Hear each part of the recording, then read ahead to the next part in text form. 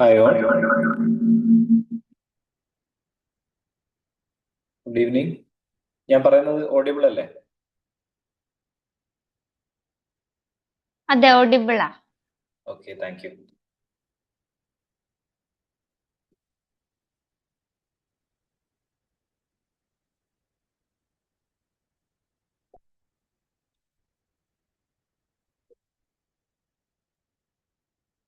So ആദ്യം തന്നെ എല്ലാവർക്കും വെൽക്കം ടു സെറ. ഇന്ന് ഈ ഒരു വെബിനാറിന്റെ ഉദ്ദേശം തന്നെ നമ്മൾ 2026 ജൂൺ സെഷനിലുള്ള CSER നെറ്റ് ലൈഫ് സയൻസിന്റെ പ്രിപ്പറേഷൻസ് നമ്മൾ ഈ ഒരു ഏതാണ്ട് ഒരു പകുതി എത്താറായ സാഹചര്യത്തിൽ എങ്ങനെയാണ് കൈകാര്യം ചെയ്യേണ്ടത്, അപ്പം പഠിച്ചു തുടങ്ങിയ ആളുകൾ എങ്ങനെയാണ് ഇത് മുന്നോട്ട് കൊണ്ടുപോകേണ്ടത്, ഇനി ഇതുവരെ പഠിച്ച് തുടങ്ങാത്ത ആളുകൾ എങ്ങനെയാണ് സ്റ്റാർട്ട് ചെയ്യേണ്ടത്, ഓരോ യൂണിറ്റുകളും എങ്ങനെയാണ് നിങ്ങൾ കവർ ചെയ്യേണ്ടത്, എല്ലാ യൂണിറ്റുകളും പഠിക്കേണ്ട ആവശ്യമുണ്ടോ, അല്ലെങ്കിൽ ഇങ്ങനെ യൂണിറ്റുകളുമായി ബന്ധപ്പെട്ടിട്ടും അതേപോലെ തന്നെ പ്രിപ്പറേഷൻസുമായിട്ട് ബന്ധപ്പെട്ടിട്ടും നിങ്ങൾക്ക് നിരവധി സംശയങ്ങൾ ഉണ്ടാവും. അപ്പൊ ആ സംശയങ്ങളൊക്കെ ഒന്ന് ദൂരീകരിക്കുക. അതേപോലെ തന്നെ നമ്മളെ ബാച്ചിന്റെ ഡീറ്റെയിൽസ് പറയുക, നിങ്ങൾക്ക് ഓരോ യൂണിറ്റിനെ കുറിച്ചും കൃത്യമായിട്ടുള്ള ഒരു ചിത്രം തരിക. ഇതൊക്കെയാണ് നമ്മളെ ഈ ഒരു വെബിനാറിന്റെ ഉദ്ദേശം എന്ന് പറഞ്ഞിട്ടുണ്ടെങ്കിൽ. സോ നിങ്ങൾക്ക് എല്ലാവർക്കും അറിയുന്ന പോലെ തന്നെ നമ്മളെ സംബന്ധിച്ച് നമുക്ക് CSER ലൈഫ് സയൻസിന് വേണ്ടിയിട്ട് ലൈഫ് ടൈം ബാച്ച് എന്ന് പറഞ്ഞിട്ടുള്ള ബാച്ചാണ് ഉള്ളത്. അതായത് നമ്മൾ ഒരു ബാച്ചിന് ജോയിൻ ചെയ്തിട്ടുണ്ടെങ്കിൽ നെറ്റ് അല്ലെങ്കിൽ GRF കിട്ടുന്നത് വരെ കണ്ടിന്യൂ ചെയ്യാം. ഓക്കെ, സോ അങ്ങനെ പറയുമ്പോഴും നമ്മൾ എപ്പോഴും 2 സൈക്കിള് ഫോക്കസ് ചെയ്യാനാണ് എല്ലാവരോടും പറയാറ്. അത് ഈ ഒരു വർഷം വെച്ച് നോക്കുമ്പോൾ 2026 ജൂൺ പ്ലസ് 2026 ഡിസംബർ സെഷൻ നന്നായി ഫോക്കസ് ചെയ്യാനാണ് ഞങ്ങൾ ഈ വർഷം അഡ്മിഷൻ എടുക്കുന്ന എല്ലാ ആളുകളോടും പറയാറ്. ഓക്കെ, സോ നമ്മളെ ബാച്ചിൽ ഇല്ലാത്ത ആരെങ്കിലും ഇതിനകത്തുണ്ടെങ്കിൽ മനസ്സിലാക്കുക, ഞങ്ങളെ ബാച്ച് ലൈഫ് ടൈം ആക്സസ് വരുന്ന ബാച്ചാണ്. അത് 2 സൈക്കിളുകളാണ് മെയിൻലി ഫോക്കസ് ചെയ്യാൻ പറയുന്നതെങ്കിലും പിന്നീട് നിങ്ങൾക്ക് കണ്ടിന്യൂ ചെയ്യാം. സോ നമ്മള് ആഴ്ചയിൽ 4-5 ദിവസങ്ങളിൽ എന്തായാലും ലൈവ് സെഷൻസ് ഉണ്ടാവും. 1 മണിക്കൂറാണ് നിലവിൽ നമ്മളെ ക്ലാസ്സിന്റെ ഡ്യൂറേഷൻ. 1.5 മണിക്കൂറിലേക്ക് നമ്മൾ മാറും. മുമ്പ് 1.5 മണിക്കൂർ ആയിരുന്നു. ക്ലാസ് പതുക്കെ സ്റ്റാർട്ട് ചെയ്തോട്ടെന്ന് കരുതിയിട്ടാണ് 1 മണിക്കൂർ ആയത്. ഓക്കെ, സോ വീക്കിലി എക്സാം ഒക്കെ നടക്കുന്നുണ്ട്. എല്ലാ ആഴ്ചയും എക്സാം ഉണ്ടാവും. ഓരോ വീക്കിലി എടുത്ത ടോപ്പിക്കിന്റെ എക്സാം ആണ് വീക്കിലി എക്സാം എന്ന് പറയുന്നത് നമ്മൾ നടത്താറ്. സോ എല്ലാ ആഴ്ചയിലും എക്സാം എന്നതിലുപരിയിട്ട് എപ്പോഴും നിങ്ങൾക്ക് ക്വസ്റ്റ്യൻസുമായിട്ട് കണക്ഷൻ ഉണ്ടാകണം. അതായത് നിങ്ങൾ കോൺസെൻട്രേറ്റ് ചെയ്യേണ്ടത് തിയറി പാർട്ടിനേക്കാളും ഒരു സ്റ്റെപ്പ് മുകളിൽ ക്വസ്റ്റ്യൻസ് ആണ്. അപ്പോൾ നിങ്ങളോട് അവിടെ എത്ര യൂണിറ്റുകൾ നിങ്ങൾ മൊത്തം പഠിച്ചിട്ടുണ്ട്, അല്ലെങ്കിൽ എത്ര പേജുകൾ നിങ്ങൾ പഠിച്ചിട്ടുണ്ട്, എത്ര റെഫറൻസ് ബുക്കുകൾ നിങ്ങൾ റെഫർ ചെയ്തിട്ടുണ്ട് എന്നൊന്നല്ല അവർ പരിശോധിക്കുന്നത്. നിങ്ങൾക്കൊരു പ്രോബ്ലത്തിന് ആൻസർ ആ ഒരു സമയത്തിനുള്ളിൽ ചെയ്ത് കണ്ടുപിടിക്കാൻ കഴിയുന്നുണ്ടോ എന്നുള്ള കാര്യമാണ് അവർ ചെക്ക് ചെയ്യുന്നത്. സോ എപ്പോഴും നമ്മൾ പ്രോബ്ലം ഓറിയന്റഡ് ആയിട്ടാണ് നമ്മൾ ക്ലാസ്സുകൾ മുന്നോട്ട് കൊണ്ടുപോകുക. അതിന് ഞങ്ങൾ റിവേഴ്സ് ലേണിംഗ് ടെക്നിക്ക് എന്നൊക്കെയാണ് വിളിക്കുക. ആദ്യം question, then concept, then question, ആ കോൺസെപ്റ്റ് ഉപയോഗിച്ച് വർക്ക്ഔട്ട് ചെയ്യുന്ന ഒരു രീതി. ഓക്കെ, ഇപ്പം കുറച്ച് ക്വസ്റ്റ്യൻസ് കുറവാണെന്ന് തോന്നുന്നു. ടീച്ചേഴ്സ് കേൾക്കുന്നുണ്ടെങ്കിൽ ഞാൻ പലപ്പോഴും ക്ലാസ് കാണുമ്പോൾ ആദ്യം ഒരു 5-6 ക്വസ്റ്റ്യൻസ് ഞാൻ എപ്പോഴും ഇടാൻ പറയുന്നതാണ്. ഇപ്പം കുറച്ച് ക്വസ്റ്റ്യൻസ് കുറയുന്നതായിട്ട് കാണാറുണ്ട്. സോ ടീച്ചേഴ്സ് ഒന്ന് പരിഗണിക്കുക കാര്യം. സോ ഇതൊക്കെയാണ്. പിന്നെ ഫീയും കാര്യങ്ങളൊക്കെ നിങ്ങൾക്ക് പേഴ്സണലി അന്വേഷിച്ച് കഴിഞ്ഞാൽ മനസ്സിലാക്കാൻ സാധിക്കും. ഏറ്റവും കുറഞ്ഞ ഫീസിലാണ് നമ്മൾ ഈ പ്രോഗ്രാം നടത്തുന്നത്. എന്നിട്ട് പോലും നമുക്ക് കഴിഞ്ഞ സെഷനിലൊക്കെ നല്ല റിസൾട്ട് ഉണ്ടാക്കാൻ പറ്റി. ഏതാണ്ട് 21 ആക്റ്റീവ് ആളുകളിൽ നിന്ന് നമുക്ക് 3 പേർക്ക് GRF ബാക്കി നെറ്റും PhD ക്വാളിഫിക്കേഷനൊക്കെ എത്തിച്ചു കൊടുക്കാൻ പറ്റി. അതിലും മികച്ച ഒരു റിസൾട്ടാണ് 2026 ജൂണിൽ നമ്മൾ പ്രതീക്ഷിക്കുന്നത്. അതേപോലെ ഗേറ്റ് എക്സാം കൂടി കോൺസെൻട്രേറ്റ് ചെയ്യാൻ വേണ്ടിയിട്ടുള്ള ഒരു ശ്രമമാണ് നമ്മളിപ്പോൾ നടത്തുന്നത്. 2027 ഗേറ്റിന് വേണ്ടിയിട്ടുള്ള പ്രിപ്പറേഷൻസ് ഇതിന്റെ കൂടെ നമ്മൾ ക്ലബ് ചെയ്യിക്കുന്നുണ്ട്. സോ ഇത്രയൊക്കെയാണ് ഇതിന്റെ ഇനീഷ്യൽ ഭാഗം എന്ന രീതിയിൽ പറയാനുള്ളത്. ബാക്കിയൊക്കെ ടീച്ചേഴ്സ് പറയും. ഞാനൊരു 2 മിനിറ്റ് അധികം എടുത്തു. സോ ഇനി നമുക്ക് കാര്യങ്ങൾ ഓരോ ടീച്ചേഴ്സും പറയും. നമ്മളെ ഓരോ ഏരിയകൾ എടുക്കുന്ന അധ്യാപകർ തന്നെ അതിനെക്കുറിച്ച് നിങ്ങളോട് ചർച്ച ചെയ്യും. സോ ആദ്യം എനിക്കൊന്ന് ആതിരയാണെന്ന് സംസാരിക്കുന്നത്. ആതിര, ഞാൻ ആതിരയ്ക്ക് വേണ്ടിയിട്ട് ഇവിടെ അവസാനിപ്പിക്കുന്നു. ആതിരയ്ക്ക് പറയാം. ഞാൻ സ്ക്രീൻ ഷെയർ ചെയ്യാം. കുഴപ്പമില്ല, ഞാൻ തന്നെ ഷെയർ ചെയ്യാം. ഓക്കെ ഓക്കെ, ശരി ശരി, താങ്ക് യു. അപ്പോൾ ഗുഡ് ഈവനിങ് ഓൾ.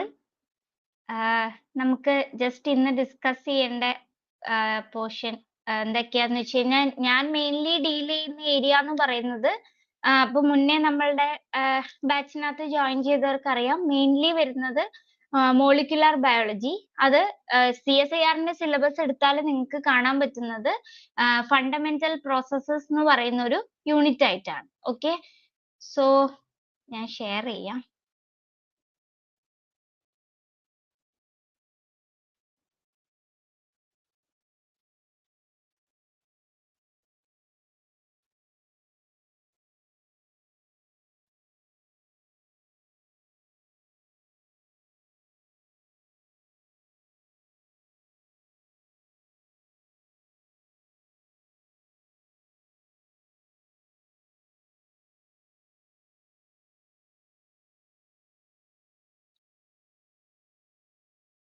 ഒരു സെക്കൻഡേ.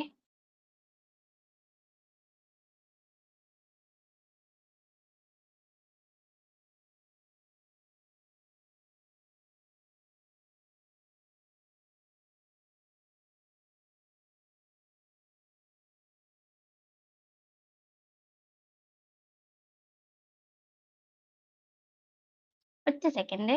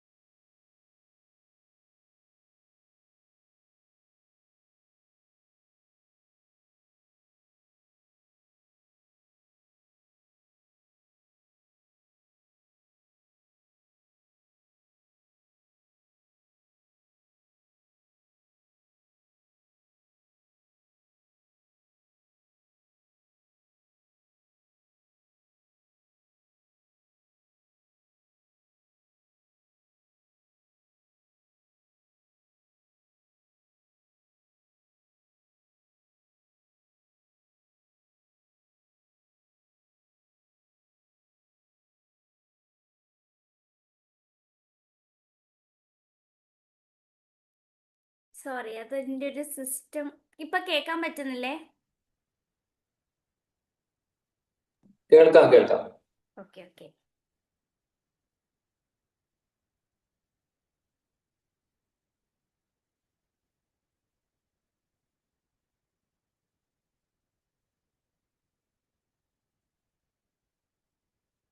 ഓക്കെ, അപ്പോൾ ഞാൻ പറഞ്ഞ പോലെ നമ്മൾ മെയിനായിട്ടും ഡീൽ ചെയ്യുന്ന ടോപ്പിക് എന്ന് പറയുന്നത് മോളിക്കുലർ ബയോളജി ജെനറ്റിക്സ് ആണ്. അപ്പൊ അതിനകത്ത് ഫണ്ടമെന്റൽ പ്രോസസ് എന്ന് പറയുന്നതാണ് മോളിക്കുലർ ബയോളജിക്കകത്ത് വരുന്നത്. അതിനകത്ത് ഇപ്പം DNA റെപ്ലിക്കേഷൻ, ട്രാൻസ്ക്രിപ്ഷൻ, ട്രാൻസ്ലേഷൻ, അതാണ് ഫണ്ടമെന്റൽ പ്രോസസ്സസ് എന്ന് പറയുന്നത്. അതായത് സിംപിളി പറഞ്ഞു കഴിഞ്ഞാൽ നമ്മളുടെ സെൻട്രൽ ഡോഗ്മേനെ ബേസ് ചെയ്തിട്ടുള്ള പ്രോസസ്സാണ്. ഓക്കെ, അപ്പൊ അതിനകത്ത് നമ്മൾ മെയിൻ ആയിട്ടും കവർ ചെയ്യേണ്ട ഏരിയാസ് ഏതൊക്കെയാന്ന് ചോദിച്ചു കഴിഞ്ഞാൽ ഇതൊക്കെ തന്നെയാണ്. അതായത് മോളിക്കുലർ ബയോളജിയിൽ സ്കിപ്പ് ചെയ്യാന്ന് പറഞ്ഞിട്ട് നമുക്കൊരു വലിയൊരു ഏരിയ നമുക്ക് പറയാനില്ല. ഒരു CSIR പ്രിപ്പയർ ചെയ്യുന്ന ഒരാള് നിർബന്ധമായിട്ടും കവർ ചെയ്യേണ്ട കുറച്ച് ഏരിയാസ് ഉണ്ട്. ഓക്കെ, അതിനകത്ത് വരുന്നതാണ് ഈ DNA റെപ്ലിക്കേഷൻ പറയുമ്പോഴത്തേക്കും അതിനകത്ത് റെപ്ലിക്കേഷൻ ഇൻവോൾവ് ആയിട്ടുണ്ടാവുന്ന ഇമ്പോർട്ടൻ്റ് ആയിട്ടുള്ള മെഷീനറീസ്, അതേപോലെ തന്നെ അതിൽ ഇൻവോൾവ് ആയിട്ടുള്ള എൻസൈംസ്, അത് പ്രോകാരിയോട്സിലും യൂകാരിയോട്സിലുള്ള കമ്പാരിസൺ, അങ്ങനെയുള്ള കാര്യങ്ങളൊക്കെയാണ് നമുക്ക് ഇതിനകത്ത് ഇമ്പോർട്ടൻ്റ് ആയിട്ട് പറയാനുള്ളത്. പിന്നെ വരുന്നതെന്ന് പറഞ്ഞു കഴിഞ്ഞാൽ ട്രാൻസ്ക്രിപ്ഷൻ ആണ്. ട്രാൻസ്ക്രിപ്ഷനകത്തെ ഏറ്റവും ഇമ്പോർട്ടൻ്റ് ആയിട്ടുള്ള കൺസെപ്റ്റ്സ് എന്ന് പറയുന്നത് ഈ പറഞ്ഞ പോലെ തന്നെ പ്രോകാരിയോട്ടിക് വേഴ്സസ് യൂകാരിയോട്ടിക് ട്രാൻസ്ക്രിപ്ഷൻ്റെ എൻറ്റയർ പ്രോസസ്സ് നമ്മൾ ഡിസ്കസ് ചെയ്യുന്നുണ്ട്. അതിനകത്ത് ഇൻവോൾവ് ആയിട്ടുള്ള പ്രധാനപ്പെട്ട എൻസൈമുകൾ, പിന്നെ അതിൻ്റെ മെക്കാനിസം, കീ ഡിഫറൻസസ് എന്തൊക്കെയാണ്. അതിനകത്ത് തന്നെ നമ്മൾ ട്രാൻസ്ക്രിപ്ഷൻ റെഗുലേഷൻ പറയും. ഓപ്പറോൺ എന്നുള്ള കൺസെപ്റ്റ് ഞാൻ സെപ്പറേറ്റ് ആയിട്ട് ഇതിനകത്ത് പറഞ്ഞിട്ടില്ല എന്നേ ഉള്ളൂ. ട്രാൻസ്ക്രിപ്ഷൻ എന്ന് പറയുമ്പോൾ അതിനകത്ത് അണ്ടർസ്റ്റുഡ് ആണ് ആക്ച്വലി ഓപ്പറോൺ കവർ ചെയ്യുക എന്നുള്ളത്. ഏറ്റവും ഇമ്പോർട്ടൻ്റ് ആയിട്ടുള്ള ടോപ്പിക്കാണ് ഓപ്പറോൺ എന്ന് പറയുന്നത്. അതിൽ ലാക്ക് ഓപ്പറോണും ട്രിപ്റ്റോഫാൻ ഓപ്പറോണും ആണ് നിർബന്ധമായിട്ടും നമ്മൾ ഡെഫിനറ്റ്ലി കവർ ചെയ്ത് പഠിക്കുമ്പോൾ നമ്മൾ ഗോ ത്രൂ ചെയ്യേണ്ട ഒരു ടോപ്പിക്ക്. പിന്നെ വരുന്നതാണ് നമ്മളുടെ ട്രാൻസ്ക്രിപ്ഷൻ. ഇപ്പം നമ്മൾ ടൈറ്റിൽ കേൾക്കുമ്പോൾ നിങ്ങൾക്ക് ഇപ്പോൾ റെപ്ലിക്കേഷൻ, ട്രാൻസ്ക്രിപ്ഷൻ, ട്രാൻസ്ലേഷൻ എന്ന് പറയുമ്പോൾ വളരെ ചെറിയ ടോപ്പിക്സ് ആയിട്ട് തോന്നും. പക്ഷെ ഇത് തന്നെയായിരിക്കും നമ്മളുടെ മോളിക്കുലാർ ബയോളജിയിലെ ഒരു ഇമ്പോർട്ടൻറ്റ് ഒരു ലോങ് ടോപ്പിക് എന്ന് പറയുന്നത് തന്നെ. ഓക്കെ, അതിനകത്ത് ഇപ്പം DNA റെപ്ലിക്കേഷനകത്ത് പറയുമ്പോൾ നമ്മൾ കുറേ എൻസൈംസ് ഡീൽ ചെയ്യും. ട്രാൻസ്ക്രിപ്ഷൻ എന്ന് പറയുമ്പോൾ നമ്മൾ കുറേ തരത്തിലുള്ള എൻസൈംസ്, അതിൻ്റെ ആക്ഷൻ എങ്ങനെയാണ്, പ്രോസസ്സ് എങ്ങനെയാണ് എല്ലാം പറയും. ഇപ്പം ട്രാൻസ്ലേഷനിലേക്ക് എത്തുമ്പം ഈവൻ ഒരു tRNAയുടെ സ്ട്രക്ചർ മുതൽ അങ്ങോട്ട് നമ്മൾ ഡിസ്കസ് ചെയ്യുന്നുണ്ട്. അപ്പം ഇതൊക്കെ എന്ന് പറയുന്നത് എല്ലാ തരത്തിലും മോളിക്കുലാർ ബയോളജിയുടെ ഏറ്റവും ഇമ്പോർട്ടൻ്റ് ആയിട്ട് നമ്മൾ കവർ ചെയ്യേണ്ട ടോപ്പിക്കുകളാണ്. അപ്പം റെപ്ലിക്കേഷൻ, ട്രാൻസ്ക്രിപ്ഷൻ, ട്രാൻസ്ലേഷൻ എന്ന് പറയുന്നത് അതിനകത്ത് നമ്മൾ ക്ലാസ്സിനകത്ത് പറഞ്ഞു പോകുന്ന ഈ പറഞ്ഞ പോലെ അതിൻ്റെ റെഗുലേറ്ററി മെക്കാനിസംസും കാര്യങ്ങളും നിർബന്ധമായിട്ടും നിങ്ങൾ ഫോക്കസ് ചെയ്യേണ്ട ഏരിയാസ് തന്നെയാണ്. ഏത് ക്വസ്റ്റ്യൻ പേപ്പർ എടുത്തു കഴിഞ്ഞു കഴിഞ്ഞാലും അത് കാണാനും പറ്റും. ഓക്കെ, അപ്പൊ അതിന്റെ കൂടെ നമ്മൾ എങ്ങനെയാണ് ജീൻ റെഗുലേഷൻ ചെയ്യുന്നതെന്നുള്ളതും ഓരോ ലെവല്, ട്രാൻസ്ക്രിപ്ഷൻ ലെവലിൽ എങ്ങനെയാണ് ജീൻ റെഗുലേഷൻ ചെയ്യുന്നത്, ട്രാൻസ്ലേഷൻ ലെവലിൽ എങ്ങനെയാണ് ജീൻ റെഗുലേഷൻ ചെയ്യുന്നതെന്നൊക്കെ നമ്മൾ പഠിക്കുന്നുണ്ട്. സോ അത് ഇമ്പോർട്ടൻ്റ് ആയിട്ടുള്ള ടോപ്പിക്സ് ആണ്. പിന്നെ വരുന്നതെന്ന് പറയുന്നത് DNA റിപ്പയർ മെക്കാനിസംസ് ആണ്. നമുക്കറിയാം പലതരത്തിലുള്ള എറേഴ്സ് റെപ്ലിക്കേഷന്റെ സമയത്തൊക്കെ ഇൻകോർപ്പറേറ്റ് ആവാൻ, നമ്മളുടെ DNAക്കകത്ത് ഇൻകോർപ്പറേറ്റ് ആവാനുള്ള ചാൻസ് ഉണ്ട്. സോ അതിനെയൊക്കെ ഓവർകം ചെയ്യാൻ വേണ്ടിയിട്ട് എന്തൊക്കെ തരത്തിലുള്ള റിപ്പയർ മെക്കാനിസംസ് ആണ് ഉള്ളത്, അതും എപ്പോഴും ക്വസ്റ്റ്യൻ കണ്ടുവരുന്ന ഒരു ഏരിയ ആണ്. പിന്നെ ഈ RDNA ടെക്നോളജി എന്ന് പറയുന്നത് ആക്ച്വലി നമ്മൾ ബയോടെക്നോളജിയിലും കൂടെ പഠിക്കുന്ന ഒരു ഏരിയ ആണ്. ഓക്കെ, സോ അത് അധികം നമ്മൾ മോർ ദാൻ ഫണ്ടമെന്റൽ പ്രോസസ്സിനകത്ത് കവർ ചെയ്യുന്നതിനെക്കാട്ടിലും ബയോടെക്നോളജി ബേസിസിലാണ് നമ്മളത് ഡിസ്കസ് ചെയ്യാറ്. പിന്നെ വരുന്നതെന്ന് പറയുന്നത് മ്യൂട്ടേഷൻ ആണ്. മ്യൂട്ടേഷനും ഡെഫിനറ്റ്ലി ക്വസ്റ്റ്യൻസ് ഉണ്ടാവാറുണ്ട്. അറ്റ്ലീസ്റ്റ് 2 മാർക്ക് ക്വസ്റ്റ്യൻ ഉണ്ടാവും, അല്ലെങ്കിൽ 4 മാർക്സിലോ എപ്പോഴും ക്വസ്റ്റ്യൻസ് കാണുന്ന ഇമ്പോർട്ടൻ്റ് ആയിട്ടുള്ള ടോപ്പിക്കാണ് ഈ മ്യൂട്ടേഷൻ എന്ന് പറയുന്നത്. അതായത് അതിനകത്ത് ഇത്രേ പഠിക്കാനുള്ളൂ. What are the different types of mutations. Okay, ഈ പറഞ്ഞ പോലെ point mutation, frame shift, chromosomal mutation എന്നൊക്കെ പറഞ്ഞിട്ട് പലതരത്തിലുള്ള മ്യൂട്ടേഷൻസ് നമ്മൾ പഠിക്കുന്നുണ്ട്. അതിന്റെ കോസൽ ഏജൻസ് ആരാണ് ഈ മ്യൂട്ടാജൻസ്. ആ മ്യൂട്ടാജൻസ് എന്ന് പറയുന്ന പോർഷനിൽ നിന്ന് തന്നെ നിങ്ങൾക്ക് എല്ലാ ക്വസ്റ്റ്യൻ പേപ്പറിനകത്തും ക്വസ്റ്റ്യൻസ് കാണാൻ പറ്റും. ഓക്കെ, പിന്നെ വരുന്നതെന്ന് പറയുന്നത് അത്രയാണ് മോളിക്കുലാർ ബയോളജിയുടെ ഏറ്റവും ഇമ്പോർട്ടൻ്റ് ആയിട്ടുള്ള പോർഷൻസ് ആയിട്ട് നമുക്ക് നിങ്ങൾ നിർബന്ധമായിട്ടും കവർ ചെയ്യേണ്ടതായിട്ട് പറയാനുള്ളത്. പിന്നെ വരുന്നതാണ് നമ്മളുടെ ഇൻഹെറിറ്റൻസ് ബയോളജി എന്ന് പറയുന്നത്. ഓക്കെ, ഇൻഹെറിറ്റൻസ് ബയോളജി എന്ന് പറയുമ്പോൾ നമ്മൾ സിംപ്ലി ജെനറ്റിക്സ്. ഓക്കെ, അതിലെപ്പോഴും കോൺസെൻട്രേറ്റ് ചെയ്യുന്ന ഇമ്പോർട്ടൻ്റ് ആയിട്ടുള്ള ടോപ്പിക് എന്ന് പറയുന്നത് ഒന്ന് മെൻഡിലിയൻ ജെനറ്റിക്സ്. അതിനകത്ത് തന്നെ ഈ ഇൻഹെറിറ്റൻസിന്റെ ലോസ്, നമ്മൾ ഡോമിനൻസ്, ഇൻഡിപെൻഡന്റ് അസോർട്ട്മെന്റ്, സെഗ്രിഗേഷൻ എന്നൊക്കെ പറഞ്ഞിട്ട് പലതരത്തിലുള്ള ലോസ് പറയുന്നുണ്ട്. സോ അതിൻ്റെയൊക്കെ അപ്ലൈ ചെയ്തിട്ടുള്ള ക്വസ്റ്റ്യൻസ് ആണ് ചോദിച്ചു കാണാറ്.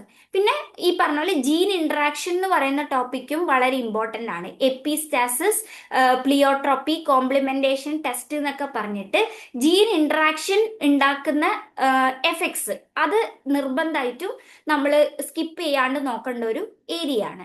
പിന്നെ മാപ്പിങ്ങിലോട്ട് വരുമ്പോഴത്തേക്കും ഈ പറഞ്ഞ പോലെ ലിങ്കേജ് ക്രോസിംഗ് ഓവറിന് നമുക്ക് ഒരുപാട് ക്വസ്റ്റ്യൻസ് പലപ്പോഴും നമ്മളുടെ ന്യൂമറിക്കൽ പ്രോബ്ലംസ് ആയിട്ട് കണ്ടുവരുന്ന ഒരു ഏരിയ ആണ്.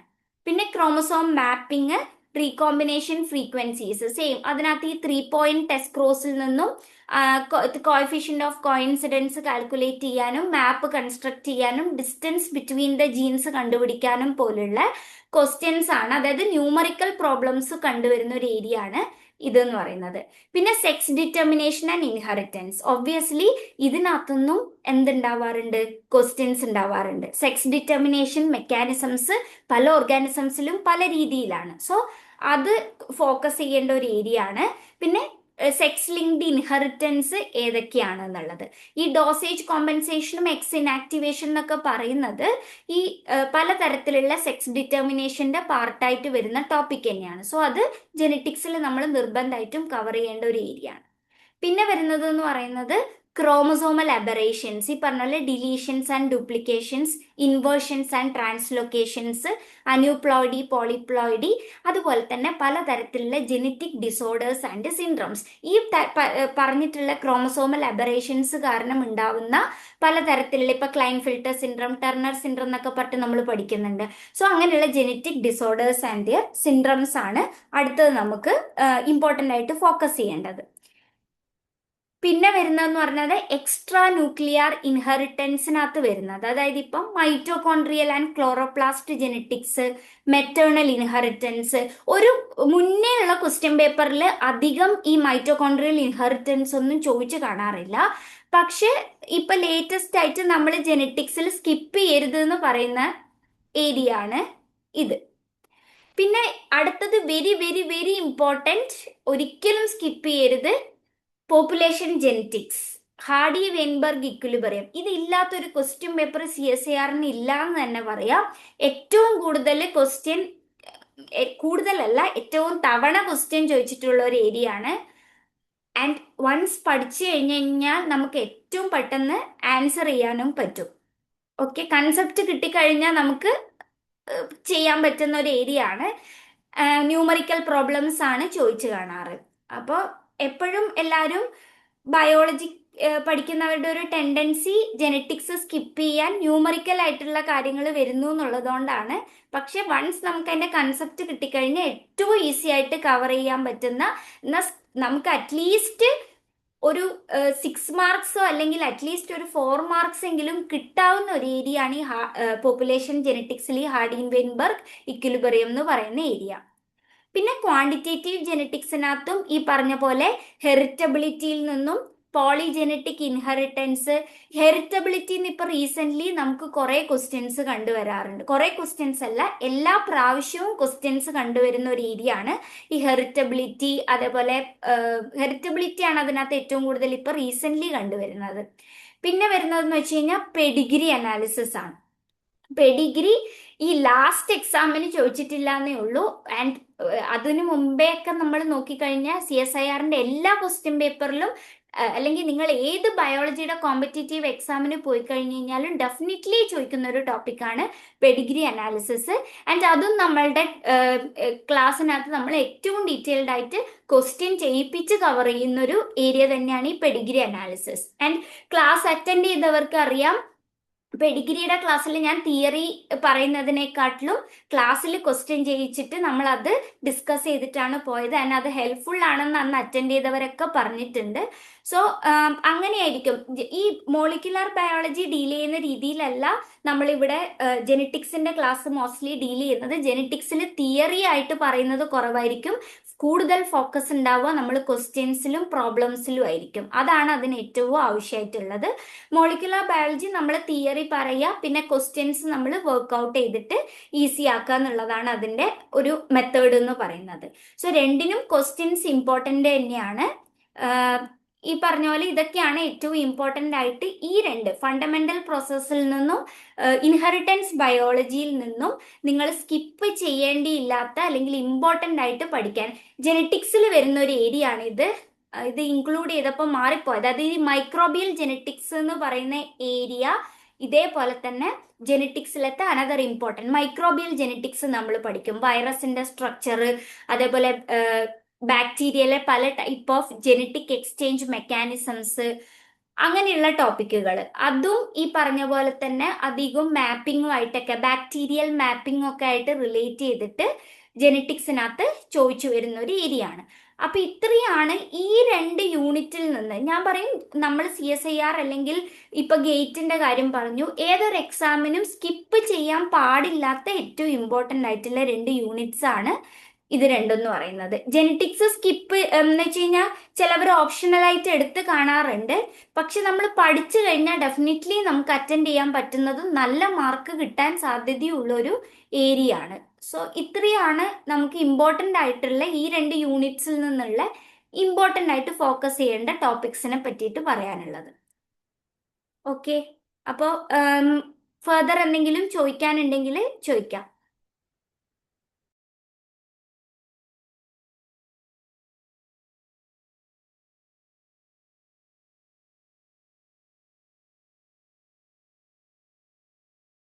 നിങ്ങൾക്ക് ഈ രണ്ട് ടോപ്പിക്കിൽ നിന്ന് എന്തെങ്കിലും ഡൗട്ടുകൾ എന്ന് പറഞ്ഞാൽ മാം ഇപ്പൊ പറഞ്ഞ ഭാഗവുമായി ബന്ധപ്പെട്ടിട്ട് എന്തെങ്കിലും സംശയങ്ങൾ ഉണ്ടെങ്കിൽ ഇപ്പൊ നമ്മൾ ഒരു മിനിറ്റ് സമയം തരാം. ഒരു മിനിറ്റ് അല്ല, നിങ്ങൾക്ക് ഒരു മിനിറ്റിനുള്ളിൽ ചോദിക്കാം.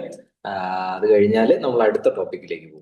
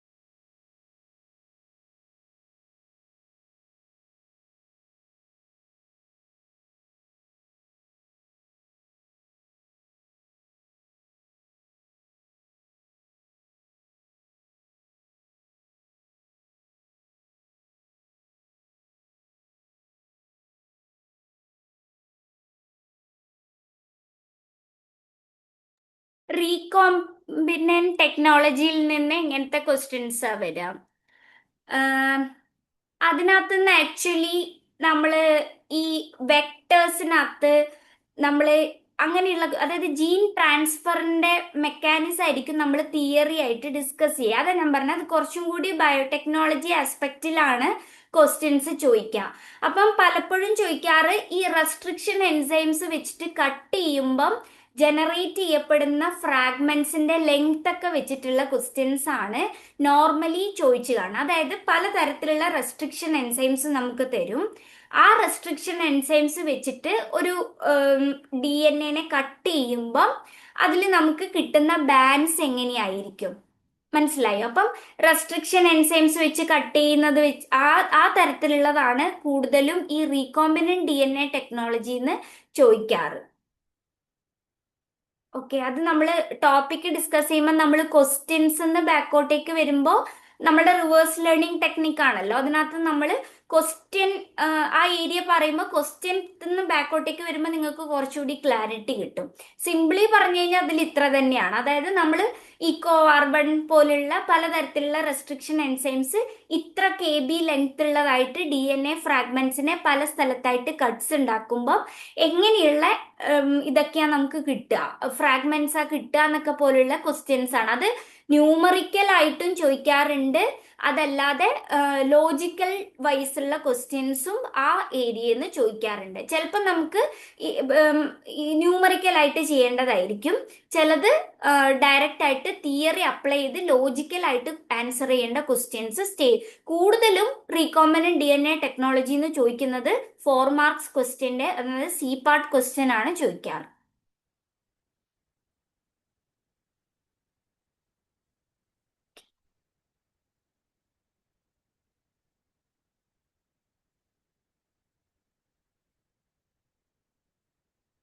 വേറെ എന്തെങ്കിലും?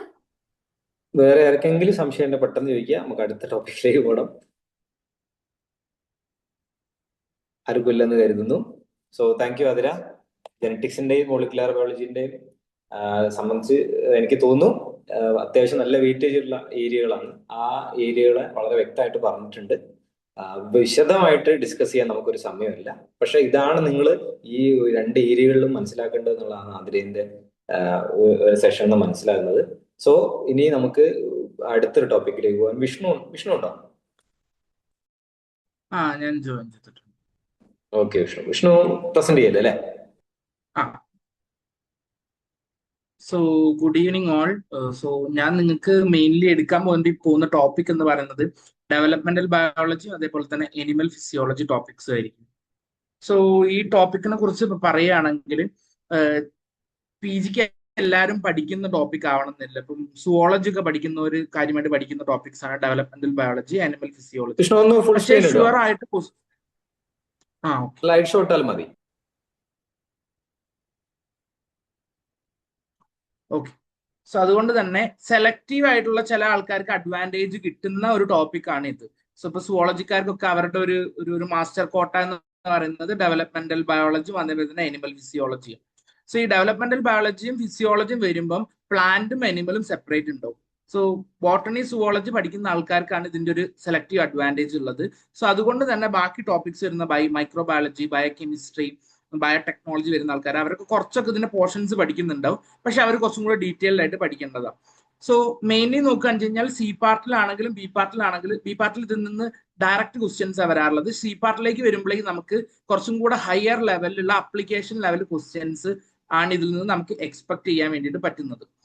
സോ ഡെവലപ്മെന്റൽ ബയോളജിയിലേക്ക് വരുമ്പം ഈ 2 ട്രെൻഡും പറയുമ്പം ആനിമലും പ്ലാന്റും എടുത്ത് നോക്കി കഴിഞ്ഞാൽ ഡെവലപ്മെന്റൽ ബയോളജിയിലുള്ള കൂടുതൽ ക്വസ്റ്റ്യൻസ് വരുന്നത് ആനിമൽ ഡെവലപ്മെന്റിൽ നിന്നാണ്. പ്ലാന്റ് ഡെവലപ്മെന്റിനെക്കാളും കുറച്ചും കൂടെ ഒരു ക്വസ്റ്റ്യൻസ് കൂടുതൽ വരുന്നത് നമ്മുടെ ആനിമൽ ഡെവലപ്മെന്റിൽ നിന്നാണ്. പക്ഷെ ഫിസിയോളജിയുടെ കേസ് വരുമ്പോഴേക്കും നേരെ തിരിയും. പ്ലാന്റ് ഫിസിയോളജിക്കാണ് കുറച്ചും കൂടി ഇമ്പോർട്ടൻസ് ആനിമൽ ഫിസിയോളജിനെക്കാളും. പക്ഷെ ഇപ്പൊ റീസെന്റ് ആയിട്ട് എക്സാമിനൊക്കെ വരുമ്പോൾ ഈ ട്രെൻഡിലൊക്കെ ചെറിയ ചെറിയ ഫ്ലക്ച്വേഷൻസ് ഒക്കെ വരുന്നുണ്ട്. ഇപ്പൊ ഡെവലപ്മെന്റൽ ബയോളജി എന്നുള്ള ക്വസ്റ്റ്യൻസ് കുറച്ച് ആനിമൽ ഫിസിയോളജി എന്നുള്ള ക്വസ്റ്റ്യനും കൂടെ ബാലൻസ് ചെയ്തിട്ട് ഇടുന്ന രീതിയിലേക്ക് ക്വസ്റ്റ്യൻസ് കാണുന്നുണ്ട്.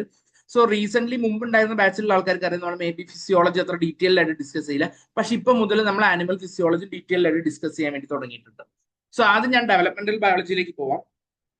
സോ ഡെവലപ്മെന്റൽ ബയോളജിയിൽ നമ്മൾ ബേസിക് ആയിട്ട് സ്റ്റാർട്ട് ചെയ്യുന്നത് എല്ലാവരും പഠിക്കാത്ത ടേംസ് ആയതുകൊണ്ട് കുറെ ടേംസ് നമുക്ക് ഇൻട്രൊഡ്യൂസ് ചെയ്യാനുണ്ട്. പൊട്ടൻസി, ഡിറ്റർമിനേഷൻ, മോർഫോജനസിസ് എന്നൊക്കെ പറഞ്ഞിട്ട് ഇതൊന്നും ഡയറക്റ്റ് ക്വസ്റ്റ്യൻ ചോദിക്കുന്ന സാധനങ്ങളല്ല. പക്ഷേ ഈ കൺസെപ്റ്റുകളെല്ലാം അറിഞ്ഞിരുന്നാൽ മാത്രമേ നിങ്ങൾക്ക് ക്വസ്റ്റ്യനിൽ എന്ത് ചെയ്യാൻ വേണ്ടി പറ്റൂ. ഈ ടേംസ് ഇതിൽ കുറെ ടെർമിനോളജീസ് വരുന്നതാ. ഫെയ്റ്റ് എന്താണ്, ഡിറ്റർമിനേഷൻ എന്താണ്, autonomous specification, conditional specification. So ഈ ടേംസും ഇതിന്റെ അർത്ഥം ഇത് എന്താ ഉദ്ദേശിക്കുന്നത് എന്നുള്ളത് മനസ്സിലാക്കി കഴിഞ്ഞാൽ മാത്രമേ പാരഗ്രാഫ് ടൈപ്പ് സി പാർട്ടിൽ വരുന്ന ക്വസ്റ്റ്യനിൽ നമുക്കത് സോൾവ് ചെയ്യാൻ വേണ്ടിയിട്ട് പറ്റുള്ളൂ. സോ മെയിൻലി നോക്കുകയാണെന്ന് വെച്ച് കഴിഞ്ഞാൽ നമ്മൾ ഇത് സ്റ്റാർട്ട് ചെയ്യുന്നത് ഡെവലപ്മെന്റൽ ബയോളജി സ്റ്റാർട്ട് ചെയ്യുന്നത് ഗാമറ്റോജനസിസ് മുതലാണ്. അതായത് റീപ്രൊഡക്റ്റീവ് ഫിസിയോളജി എൻഡ് ചെയ്യുന്നിടത്താണ് ഡെവലപ്മെന്റൽ ബയോളജി സ്റ്റാർട്ട് ചെയ്യുന്നത്. സോ റീപ്രൊഡക്റ്റീവ് ഫിസിയോളജിന്റെ കണ്ടിന്യൂഷൻ ആയിട്ട് ഫെർട്ടിലൈസേഷൻ മുതലാണ് ഡെവലപ്മെന്റൽ ബയോളജി പോകുന്നത്. ഇതിലേക്ക് വരുമ്പോഴേക്ക് ഡെവലപ്മെന്റൽ ബയോളജിന്റെ ഒരു അഡ്വാൻറ്റേജ് എന്ന് വെച്ച് കഴിഞ്ഞാൽ ഷുവർ ആയിട്ട് ക്വസ്റ്റ്യൻ വരുന്ന കുറെ ഏരിയകൾ ഉണ്ട്. സോ ആ പോർഷൻസ് മാത്രം പഠിച്ചു പോവാം, ചില പോർഷൻസ് കട്ട് ചെയ്ത് അല്ലെങ്കിൽ സ്കിപ്പ് ചെയ്ത് പോകാൻ വേണ്ടി പറ്റുന്ന ടോപ്പിക്സ് ഇതിലുണ്ട്. സോ അത് ഞാൻ പറഞ്ഞു തരാം. സോ നമ്മൾ മെയിൻലി പഠിക്കുന്നത് എംബ്രിയോണിക് ഡെവലപ്മെന്റ്, ക്ലീവേജ്, ബ്ലാസ്റ്റുലേഷൻ, ഗ്യാസ്റ്റുലേഷൻ, മോർഫോജനസിസ് ഇതെല്ലാം പഠിക്കുന്നുണ്ട്. നമ്മൾ ഇതിന് ഓരോന്നിനും എന്തുണ്ട്, ഓരോ മോഡൽ ഓർഗാനിസംസ് ഉണ്ട്. സോ ജനറലി നമ്മൾ പഠിക്കുന്നത് ഈ പറയുന്ന ഓരോ ടെർമിനോളജി ഓരോ ആനിമലിന്റെ ഡെവലപ്മെന്റും എങ്ങനെയാണെന്നുള്ളത് പഠിക്കും. മെയിൻലി നമ്മൾ നോക്കുന്നത് കണ്ട ആക്സിസ് ഫോർമേഷനാണ്.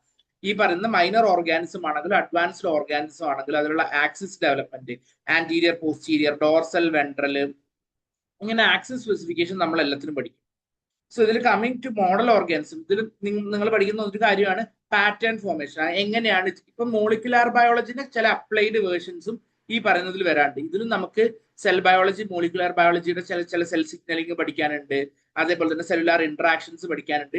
സോ ഇതിലെ ഡീറ്റെയിൽഡ് പ്രോസസ്സ് വരുമ്പോഴേക്ക് സോ മോളിക്കുലാർ ബയോളജിയും DBയും കൂടെ തമ്മിലൊരു കൊളാബറേഷൻ വന്നിട്ടുള്ള ടോപ്പിക്സ് ആണ് പാറ്റേൺ ഫോർമേഷൻ, ജീൻ റെഗുലേഷൻസ് ഒക്കെ നമുക്ക് പഠിക്കാനുണ്ട്. സോ മെയിൻലി ഇതിൽ നമ്മൾ ഓർഗാനിസം നോക്കുകയാണെങ്കിൽ മെയിൻലി വരുന്നത് സി എലഗൻസിലാണ് സ്റ്റാർട്ട് ചെയ്യുന്നത്. സോ അതിൽ മെൻഷൻ ചെയ്തിട്ടില്ല. സി എലഗൻസ്, ഡ്രോസോഫില, അതേപോലെ തന്നെ ചിക്ക്, ആംഫിബിയൻസ്, ഈ 4 ഡെവലപ്മെന്റ് ആണ് നമുക്ക് മെയിൻലി പഠിക്കാനുള്ളത്. ഇതിൽ നിങ്ങൾ ഷുവർ ആയിട്ട് പഠിച്ചു പോകേണ്ടത് സി എലഗൻസും Drosophila. So developmental biology recent ഇയേഴ്സിലെല്ലാം റെഗുലർ ആയിട്ട് ക്വസ്റ്റ്യൻസ് വന്നുകൊണ്ടിരിക്കുന്നത് സി എലഗൻസും ഡ്രോസോഫിലിയാണ്. പിന്നെ ഉള്ളതാണ് നമ്മൾ വെർട്ടിബ്രേറ്റ്സിൽ പഠിക്കുന്ന ഐ ആൻഡ് ലിംബ് ഡെവലപ്മെന്റ് എന്ന് പറയുന്നത്. So I and limb development questions ഉണ്ട്, പക്ഷെ 1-2 ക്വസ്റ്റ്യൻസേ ഉള്ളൂ. പക്ഷെ റീസെന്റ് ആയിട്ട് ട്രെൻഡ് വരുമ്പോഴേക്ക് ഈ റെഗുലർ പാറ്റേണിൽ നിന്ന് ചെറിയൊരു ഷിഫ്റ്റ് കാണിക്കുന്നുണ്ട്. ചിക്കംബ്രിയോയിൽ നിന്നും അതേമാതിരി തന്നെ ആംഫിബിയൻ ഡെവലപ്മെന്റിൽ നിന്നും ഒക്കെ ക്വസ്റ്റ്യൻസ് വരാറുണ്ട്. അതായത് നിങ്ങളിപ്പോ ഒരു 5-6 ക്വസ്റ്റ്യൻ ആണ് DB എന്ന് പ്രതീക്ഷിക്കുന്നത്, അല്ലെങ്കിൽ മാക്സിമം പോയ 10 ക്വസ്റ്റ്യൻ ആണെങ്കിൽ ഈ 10 ക്വസ്റ്റ്യന് ഏകദേശം വരുന്നത് സി എലഗൻസിനെയോ അല്ലെങ്കിൽ ഡ്രോസോഫിലിനെയോ ബേസ് ചെയ്തിട്ടായി. പക്ഷെ ഇപ്പൊ ആ ട്രെൻഡ് മാറിയിട്ട് സി എലഗൻസ് ഒരു 3 ക്വസ്റ്റ്യൻ, ഡ്രോസോഫിലെന്ന് 2 ക്വസ്റ്റ്യൻ, 2 ചിക്കംബ്രിയോ, 2 ഈ പറയുന്ന ആംഫിബിയൻസ്, അങ്ങനെയൊക്കെ ഒരു ന്യൂട്രലൈസ്ഡ് ആയിട്ടുള്ള സാധനങ്ങൾ വരാൻ തുടങ്ങിയിട്ടുണ്ട്. സോ അതുകൊണ്ടാണ് നമ്മളിപ്പോ stem cell, regeneration, extra embryonic membranes, signalling pathways എല്ലാം ഡീറ്റെയിൽഡ് ആയിട്ട് പഠിക്കുന്നത്. സോ മെയിൻലി ഇതിൽ പഠിച്ചിട്ട് പോകുന്ന ഷുവർ കട്ട് ഏരിയ എന്ന് പറയുന്നത് സി എലഗൻസും ഡ്രോസോഫിലൈഡും ഡെവലപ്മെന്റ് ആണ്. പക്ഷെ അത് പഠിക്കണമെങ്കിൽ നമ്മൾ ഈ പറയുന്ന ബാക്കിയുള്ള എല്ലാ ടെർമിനോളജീസും പഠിച്ചു വെച്ചാൽ മാത്രമേ അത് പഠിക്കാൻ വേണ്ടി പറ്റുള്ളൂ. സോ അതിൽ നിന്ന് നിങ്ങൾക്ക് എന്തായാലും ഷുവർ കട്ട് ക്വസ്റ്റ്യൻ കിട്ടും. പിന്നെ ബാക്കിയുള്ളത് നിങ്ങളുടെ ഒരു ലെവൽ ഓഫ് എത്രയാണ് നിങ്ങൾക്ക് നന്നായി പഠിക്കാൻ പറ്റുന്ന ആൾക്കാരാണെന്ന് വെച്ചാൽ മേ ബി ചിക്കംബ്രിയോയും അതേപോലെ തന്നെ ആംഫിബിയൻ ഡെവലപ്മെന്റും പഠിക്കാം. പക്ഷെ അതൊരു ചാൻസ് മേ ബി എന്ന് ക്വസ്റ്റ്യൻ ചോദിച്ചില്ല എന്ന് വരും, പക്ഷെ അത് പഠിക്കാൻ കുറെ ഉണ്ടാകും. പക്ഷെ vertebrate I and limb development ഇപ്പൊ റെഗുലർ ആയിട്ട് 1-2 ക്വസ്റ്റ്യൻസ് വരാറുണ്ട്. So I and limb development, Drosophila, C elegance, ഈ 3 കാര്യങ്ങളാണ് ഇതിൽ മെയിൻലി പഠിക്കേണ്ടത്. ആ 3 ഓർഗാനിസത്തിന്റെ ഈ പറയുന്ന എല്ലാ ഫുൾ പ്രോസസ്സും നമ്മൾ എന്ത് ചെയ്യുന്നു, ഡീറ്റെയിൽഡ് ആയിട്ട് പഠിക്കുന്നുണ്ട്. ഓക്കെ, സോ ഇപ്പം DB എന്നുള്ള ക്വസ്റ്റ്യൻസ് കുറച്ചും കൂടെ കുറച്ച് ഫിസിയോളജി ക്വസ്റ്റ്യൻസും കൂടെ വരുന്നുണ്ട്. സോ അതുകൊണ്ട് നമ്മളിപ്പോൾ ഡീറ്റെയിൽഡ് ആയിട്ട് ഫിസിയോളജി ഡിസ്കസ് ചെയ്യാൻ വേണ്ടി പോവാണ്. സോ അതിൽ നമുക്ക് ഇനി ഫിസിയോളജിയിലേക്ക് പോവാം. സോ സിസ്റ്റം ഫിസിയോളജിയിൽ നോക്കുകയാണെങ്കിൽ മെയിൻലി സിസ്റ്റംസ് ചോദിക്കുന്ന മേജർ 4 സിസ്റ്റത്തിൽ നെർവസ് സിസ്റ്റത്തിൽ ഡെഫിനറ്റ്ലി ക്വസ്റ്റ്യൻ ഉണ്ടാവും. Endocrine system, circulatory system. So mainly വരുന്നത് എന്ന് വെച്ച് കഴിഞ്ഞാൽ ഈ ഹോർമോൺസ്, അതിൽ നിന്ന് ബേസ് ചെയ്തിട്ടുള്ള ക്വസ്റ്റ്യൻസ് ബി പാർട്ടിലാണ് അധികം വരാറുള്ളത്. അതായത് ഇതിൽ നിന്നുള്ള ഡയറക്റ്റ് ക്വസ്റ്റ്യൻസ് അധികം വരുന്നത് ബി പാർട്ടിലായിരിക്കും. അപ്ലൈഡ് ക്വസ്റ്റ്യൻസ് ആണ് സി പാർട്ടിൽ വരുന്നത്. സോ അതിൽ ഏറ്റവും ഇമ്പോർട്ടന്റ് സിസ്റ്റം ആണ് സർക്കുലേറ്ററി സിസ്റ്റം. സർക്കുലേറ്ററി സിസ്റ്റത്തിൽ കുറെ ഹാർട്ടിന്റെ ചില ഗ്രാഫുകളൊക്കെ ഉണ്ട്. ആ ഗ്രാഫുകൾ, ഇമേജസ്, അതിന്റെ ഇന്റർപ്രിട്ടേഷനെ ബേസ് ചെയ്തിട്ടാണ് ക്വസ്റ്റ്യൻസ് അധികം ചോദിക്കുന്നത്. അല്ലെങ്കിൽ ECGയുടെ ഒരു നോർമൽ ECGയുടെ ഡയഗ്രാം വരും, അതിൽ നിന്ന് അബ്നോർമാലിറ്റി വന്നു കഴിഞ്ഞാൽ ഇത് ഏതാണ് ഡിസീസ്, അങ്ങനെയൊക്കെ കണ്ടുപിടിക്കാനുള്ള ക്വസ്റ്റ്യൻസ് ആണ് വരുന്നത്. ഇതിൽ കമ്പാരിറ്റീവ്ലി കുറച്ച് ക്വസ്റ്റ്യൻസ് കുറവുള്ള ഒരു ഏരിയ റെസ്പിറേറ്ററി സിസ്റ്റം. റെസ്പിറേറ്ററി സിസ്റ്റത്തിൽ നിന്ന് 1-2 പ്രോബ്ലംസ് ആണ് വരാറുള്ളത്. സോ അത് മേ ബി പ്രോബ്ലം വലിയ താല്പര്യമില്ലാത്ത ആൾക്കാർക്ക് സ്കിപ്പ് ചെയ്ത് കളയാവുന്നതാണ്. എന്നാലും നമുക്ക് ഇതിൽ നിന്ന് കോമ്പൻസേറ്റ് ചെയ്യാൻ വേണ്ടി പറ്റുന്ന ബാക്കി ടോപ്പിക്സിലേക്ക് വരാം. നെർവസ് സിസ്റ്റത്തിൽ നിന്നും എൻഡോക്രൈൻ സിസ്റ്റത്തിൽ നിന്നും അത്യാവശ്യം ക്വസ്റ്റ്യൻസ് വരും. ഡയറക്റ്റ് ക്വസ്റ്റ്യൻസ് വരാനുള്ള സാധനങ്ങളാണ്. ഈ നെർവസ് സിസ്റ്റവും കാർഡിയാക് സിസ്റ്റവും ഇതിലാണ് അധികവും ഗ്രാഫുകൾ വരുന്നത്. ഈ പറയുന്ന ഗ്രാഫുകൾ ഇപ്പൊ ഇതിൽ കണ്ടില്ല, ആക്ഷൻ പൊട്ടൻഷ്യൽ കാണിച്ചില്ലേ, അതേപോലെ മൾട്ടിപ്പിൾ ഗ്രാഫുകൾ വരും. അല്ലെങ്കിൽ നമുക്ക് കണ്ടീഷൻ തരും, ഒരു നോർമൽ ആയിട്ടുള്ള ആളുടെ ഇങ്ങനെയാണ്, ഒരു പേഷ്യന്റിന് ഇന്ന ഡിസീസ് വന്നപ്പോൾ അതിൽ ഇങ്ങനെ വന്നു, സോ എന്തായിരിക്കും ആ ഡിഫക്റ്റ് എന്നൊക്കെ പറഞ്ഞിട്ട് നമ്മൾ അന്നേരം അപ്ലിക്കേഷൻ ലെവലിൽ ചിന്തിച്ച് ആ ഡിസീസ്, അതായത് ഒരു ഡോക്ടർ എന്താണോ ചെയ്യുന്നത് അതുപോലെ നമുക്ക് അതിൽ നിന്ന് ആ കണ്ടീഷൻ എന്താന്നുള്ളത് മനസ്സിലാക്കാൻ വേണ്ടിയിട്ട് പറ്റണം. പിന്നെ ക്വസ്റ്റ്യൻസ് വരുന്നത് മെയിൻലി ഉള്ളത് ഡൈജസ്റ്റീവ് സിസ്റ്റം. സോ റീപ്രൊഡക്റ്റീവ് സിസ്റ്റത്തിൽ നിന്ന് ക്വസ്റ്റ്യൻസ് വരാറുണ്ട്, പക്ഷെ അത് അധികവും DB ആയിട്ട് കൊളാബറേറ്റ് ചെയ്ത് DBന്റെ കൂടെ ആയിട്ടാണ് അധികം ക്വസ്റ്റ്യൻസ് വരാറുള്ളത്. സോ അതിൽ മെയിൻലി ഗ്യാമറ്റോജനസിസ്, മെൻസ്ട്രൽ സൈക്കിൾ ഇതിൽ നിന്നാണ് വരാറുള്ളത്. മെയിൽ ആൻഡ് ഫീമെയിൽ ഓർഗൻസിൽ നിന്ന് അധികം ക്വസ്റ്റ്യൻ വരാറില്ല. ഫെർട്ടിലൈസേഷൻ, സോ റീപ്രൊഡക്റ്റീവ് ഫിസിയോളജിയും DBയും തമ്മിലുള്ള കണക്ടിങ് ഏരിയ എന്നുള്ള ക്വസ്റ്റ്യൻസ് ആണ് വരാറുള്ളത്. ഡൈജസ്റ്റീവ് സിസ്റ്റത്തിൽ നിന്നും ക്വസ്റ്റ്യൻസ് വരാറുണ്ട്, അത്യാവശ്യം നന്നായിട്ട് വരാറുണ്ട്. ഡൈജഷനിലുള്ള ഡിഫറെന്റ് എൻസൈംസ്. സോ ഈ ഡൈജസ്റ്റീവ് സിസ്റ്റത്തിലുള്ള ക്വസ്റ്റ്യൻസ് അധികവും എൻഡോക്രൈനോളജി ആയിട്ട് ലിങ്ക് ചെയ്തിട്ടാണ് ചോദിക്കാറുള്ളത്. സോ അതുകൊണ്ട് ഇതിലെ എൻസൈംസ്, ഹോർമോൺസും ഒക്കെയാണ് മെയിൻലി ഫോക്കസ് ചെയ്ത് നമ്മൾ പഠിക്കേണ്ടത്. എക്സ്ക്രീറ്ററി സിസ്റ്റം വരുമ്പം അതിലുള്ള മേജർ ഒരു മെക്കാനിസം ഉണ്ട്, കൗണ്ടർ കറന്റ് മെക്കാനിസവും അയോൺ ബാലൻസ്, ഓസ്മോസിസ്, ഇത്രയും കുറച്ച് ടോപ്പിക്കിൽ നിന്നാണ്. സോ നമ്മൾ ഇതിൽ നിന്നുള്ള ഏറ്റവും കണ്ടൻസ്ഡ് ആയിട്ടുള്ള ക്വസ്റ്റ്യൻസ് വളരെ കോൺസെൻട്രേറ്റ് ചെയ്ത് ചോദിക്കുന്ന ചില പോർഷൻസ് മാത്രം എടുത്തു പഠിക്കും. അല്ലെങ്കിൽ ഈ സിസ്റ്റം എല്ലാം ഡീറ്റെയിൽഡ് ആയിട്ട് പഠിക്കാൻ ഭയങ്കര വാസ്റ്റ് ആയിട്ട് പോകും. സോ കമ്പാരിറ്റീവ്ലി നിങ്ങളോട് ചോദിക്കാൻ വെച്ച് കഴിഞ്ഞാൽ മസ്കുലാർ സിസ്റ്റം, റെസ്പിറേറ്ററി സിസ്റ്റം ഒക്കെ ലെസ് ഇമ്പോർട്ടന്റ് ആണ് ബാക്കിയുള്ളവരെ വെച്ച് നോക്കുമ്പോൾ. So digestive system, circulatory system, nervous system, ഇതൊക്കെയാണ് നമ്മൾ മെയിൻലി ഫോക്കസ് ചെയ്യുന്നത്. ബാക്കിയുള്ള സിസ്റ്റത്തിലെ ഏറ്റവും എലമെന്ററി ആയിട്ടുള്ള കോർ പോർഷൻസ് അല്ലെങ്കിൽ എക്സാമിന് ചോദിക്കുന്ന കോർ പോർഷൻസ് നമ്മൾ മാത്രം പഠിക്കും. ഇപ്പൊ മസ്കുലാർ സിസ്റ്റത്തിലാണെന്ന് വെച്ച് കഴിഞ്ഞാൽ sliding filament theory and muscle movement mechanism, ചില മസ്കുലാർ ഡിസീസസ്, ഇത്രയാണ് പഠിക്കുന്നത്. എക്സ്ക്രീറ്ററി സിസ്റ്റത്തിലേക്ക് വരുമ്പോൾ counter current mechanism, ion balance, അങ്ങനെ നമ്മൾ സ്പെസിഫിക് ആയിട്ട് ഏതാണോ ക്വസ്റ്റ്യൻ ഏരിയ അത് മാത്രമേ നമ്മൾ ഡിസ്കസ് ചെയ്യുള്ളൂ.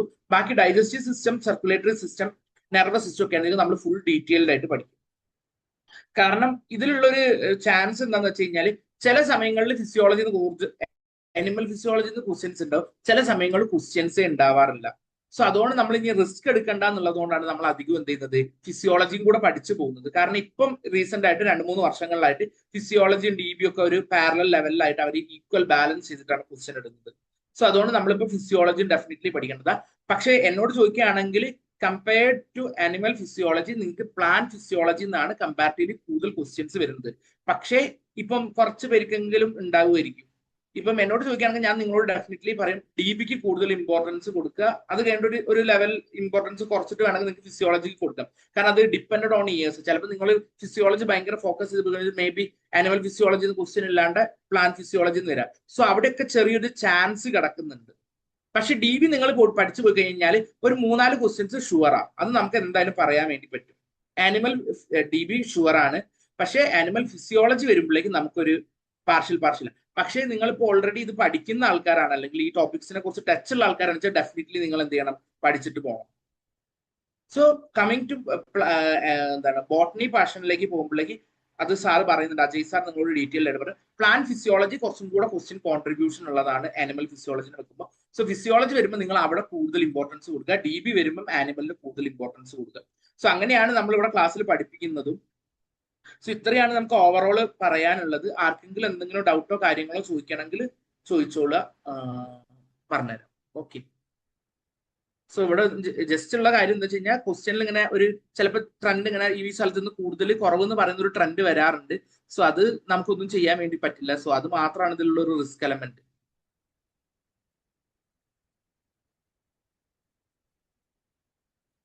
സോ നിങ്ങൾക്ക് വേണമെങ്കിൽ ആ ട്രെൻഡ് ഉണ്ടോ ഇല്ലേ എന്ന് അറിയണമെങ്കിൽ പ്രീവിയസ് ഇല്ല ഒരു 2013 മുതൽ 19 വരെയുള്ള ക്വസ്റ്റ്യൻസ് എടുത്തു കഴിഞ്ഞാൽ ആനിമൽ ഫിസിയോളജി ക്വസ്റ്റ്യൻസ് കുറവായിരിക്കും, DB ക്വസ്റ്റ്യൻസ് ആയിരിക്കും കൂടുതൽ. പ്ലസ് ഓൺലൈൻ എക്സാം ആയതിനു ശേഷമുള്ള ക്വസ്റ്റ്യൻ പേപ്പർ എടുത്ത് നോക്കി കഴിഞ്ഞാൽ നിങ്ങൾക്ക് കാണാം ഫിസിയോളജി ക്വസ്റ്റ്യൻസും വരുന്നുണ്ട്, DB ക്വസ്റ്റ്യൻസ് പോലെ തന്നെ ആനിമൽ ഫിസിയോളജി. പക്ഷേ നിങ്ങളത് പ്ലാൻ ഫിസിയോളജി വെച്ച് കമ്പയർ ചെയ്യുമ്പോൾ കമ്പാരിറ്റീവ്ലി കുറവാണ്. ഓക്കെ, അത്രയാണ് മെയിൻലി പറയാനുള്ളത്. ഇനി ആർക്കെങ്കിലും എന്തെങ്കിലും ചോദിക്കാനുണ്ടെങ്കിൽ ചോദിക്കാം.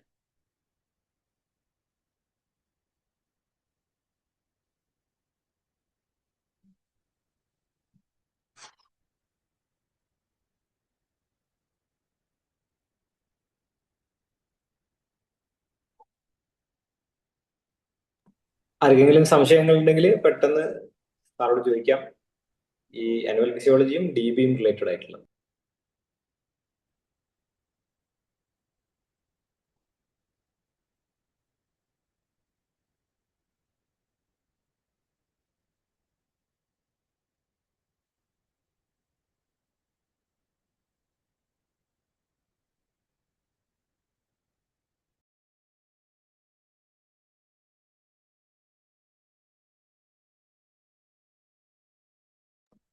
ഓക്കെ, ആർക്കും ഡൗട്ട് ഒന്നും ഇല്ലെന്ന് തോന്നുന്നു. സോ ഇനി താങ്ക് യു വിഷ്ണു സാർ, നമുക്ക് ഈ 2 ടോപ്പിക്കും വളരെ കൃത്യമായിട്ട് എക്സ്പ്ലെയിൻ ചെയ്ത് തന്നു. എന്തൊക്കെ പഠിക്കണം, ഏതെല്ലാം ഏരിയ കോൺസെൻട്രേറ്റ് ചെയ്യണം, ഏതെല്ലാം ടൈപ്പ് ക്വസ്റ്റ്യൻസ് ആണ് വരുന്നതെന്ന് കൃത്യമായിട്ട് പറഞ്ഞു തന്നിട്ടുണ്ട്. Thank you. സോ ഇനി നമുക്ക് റിഫാസ് ജോയിൻ ചെയ്തില്ലേ?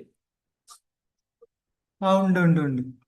ഓക്കെ, റിഫാസ് സ്ക്രീൻ ഞാൻ പ്രസന്റ് ചെയ്യാം. Okay, thank U.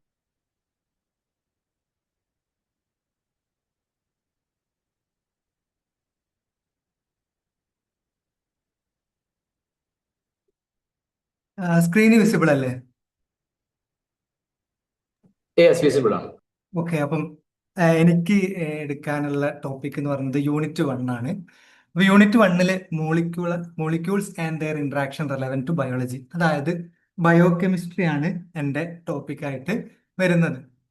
ഓക്കെ, അപ്പൊ ബയോ കെമിസ്ട്രിയിൽ ഇപ്പം നമ്മൾ നോക്കുകയാണെങ്കിൽ സ്റ്റാർട്ട് ചെയ്യുന്നത് നമ്മൾ ആ ഒരു ഫണ്ടമെന്റൽ യൂണിറ്റ് ഓഫ് ലൈഫ് ആണ്. അതായത് ആ ഒരു ബയോമോളിക്യൂൾസിന്റെ ആ ഒരു മോളിക്കുലാർ ഇന്ററാക്ഷൻ മുതലാണ് നമ്മൾ എന്ത് ചെയ്യുന്നത്, പഠിച്ചു തുടങ്ങുന്നത്. നമുക്കറിയാവുന്ന പോലത്തെ ബേസിക് ആയിട്ടുള്ള ആ ഒരു covalent, non covalent, different type of dipoles and ആ ഒരു സിഗ്മ ആൻഡ് പൈ ബോണ്ട്.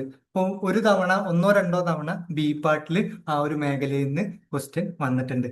അത് കഴിഞ്ഞിട്ട് നമ്മൾ ഡിസ്കസ് ചെയ്യുന്നത് വാട്ടർ ആണ്, പ്രോപ്പർട്ടീസ് ഓഫ് വാട്ടർ ആണ്. ലിനിഞ്ചറിലെ ചാപ്റ്റർ 2 ആണ് വരുന്നത്. അപ്പൊ ആ ഒരു ഏരിയയിൽ നിന്നും വാട്ടറിന്റെ ബോണ്ട് ആംഗിള് അല്ലെങ്കിൽ വാട്ടറിന്റെ ചില പ്രോപ്പർട്ടീസ് ഒക്കെ നമുക്ക് ബി പാർട്ടിൽ എക്സ്പെക്ട് ചെയ്യാം, കാരണം ക്വസ്റ്റ്യന് പ്രീവിയസ് ഇയറിൽ വന്നിട്ടുണ്ട്. പിന്നെ നമ്മൾ മുന്നോട്ട് പോകുമ്പോൾ നമ്മൾ ആ ഒരു മാക്രോ മോളിക്യൂൾസിലേക്ക് കിടക്കുകയാണ്. അപ്പോൾ മാക്രോ മോളിക്യൂൾസിനെ പറ്റി പറയുമ്പോൾ ഡെഫിനറ്റ്ലി നമുക്ക് അതിന്റെ മോണോമേഴ്സ് ഡിസ്കസ് ചെയ്യണം. അപ്പൊ ആദ്യം നമ്മൾ നോക്കുമ്പോൾ അമിനോ ആസിഡ് എന്നാണ് തുടങ്ങുന്നത്. അമിനോ ആസിഡ്സിൽ നമ്മൾ അമിനോ ആസിഡിന്റെ characters, properties, hydrophilic, hydrophobic, ionisable ആയിട്ടുള്ള R ഗ്രൂപ്പുള്ള അമിനോ ആസിഡ്സ്, ആ കാര്യങ്ങളൊക്കെ നമ്മൾ പഠിക്കുന്നുണ്ടെങ്കിൽ കൂടെ അതിൽ ക്വസ്റ്റ്യൻ വരുന്നത് ജനറലി 4 മാർക്കിന് ആ ഒരു അമിനോ ആസിഡിന്റെ ടൈട്രേഷൻ ആണ്. അപ്പൊ അമിനോ ആസിഡ് ഒരു വീക്ക് ആസിഡ് ആണ്, weak acid versus strong base titration ആണ്. അപ്പോൾ ടൈട്രേഷൻ അമിനോ ആസിഡ് എന്നും അതുപോലെ തന്നെ പ്രോട്ടീന്റെ ടൈട്രേഷനും, അതിൽ തന്നെ പ്രോട്ടീന്റെ ടൈട്രേഷൻ ആണ് ഏറ്റവും കൂടുതൽ തവണ ചോദിച്ചിട്ടുണ്ട്. നമുക്കറിയാം അമിനോ ആസിഡിന്റെ കണ്ടൻസേഷൻ റിയാക്ഷൻ വഴിയാണ് പ്രോട്ടീന് ഫോം ചെയ്യുന്നത്. പ്രോട്ടീൻ നമുക്കറിയാം സെൻട്രൽ ഡോഗ്മ ഓഫ് മോളിക്കുലർ ബയോളജിയിൽ നമ്മൾ ജീനോട്ടിപ്പിക് ആയിട്ടുള്ള നോളജ് ഫീനോട്ടിപ്പിക്കലി എക്സ്പ്രസ് ചെയ്യുന്നത് ത്രൂ പ്രോട്ടീൻസ് ആണ്. അപ്പൊ ആ proteins, different type of proteins, അതിന്റെ ആ ഒരു ടൈട്രേഷൻ, പ്രോട്ടീന്റെ ടൈട്രേഷനിൽ പലപ്പോഴും നമ്മളോട് ചോദിക്കാറുള്ളത്, കഴിഞ്ഞ തവണ പോലും ചോദിച്ചിട്ടുള്ളത് എന്താണ്, ആ ഒരു സ്പെസിഫിക് pH ആ ടൈട്രേഷനിൽ നമുക്കറിയാം pH ഇൻക്രീസ് ചെയ്തുകൊണ്ടേയിരിക്കും, കാരണം weak acid versus strong base ആണ്, NaOH ആണ്.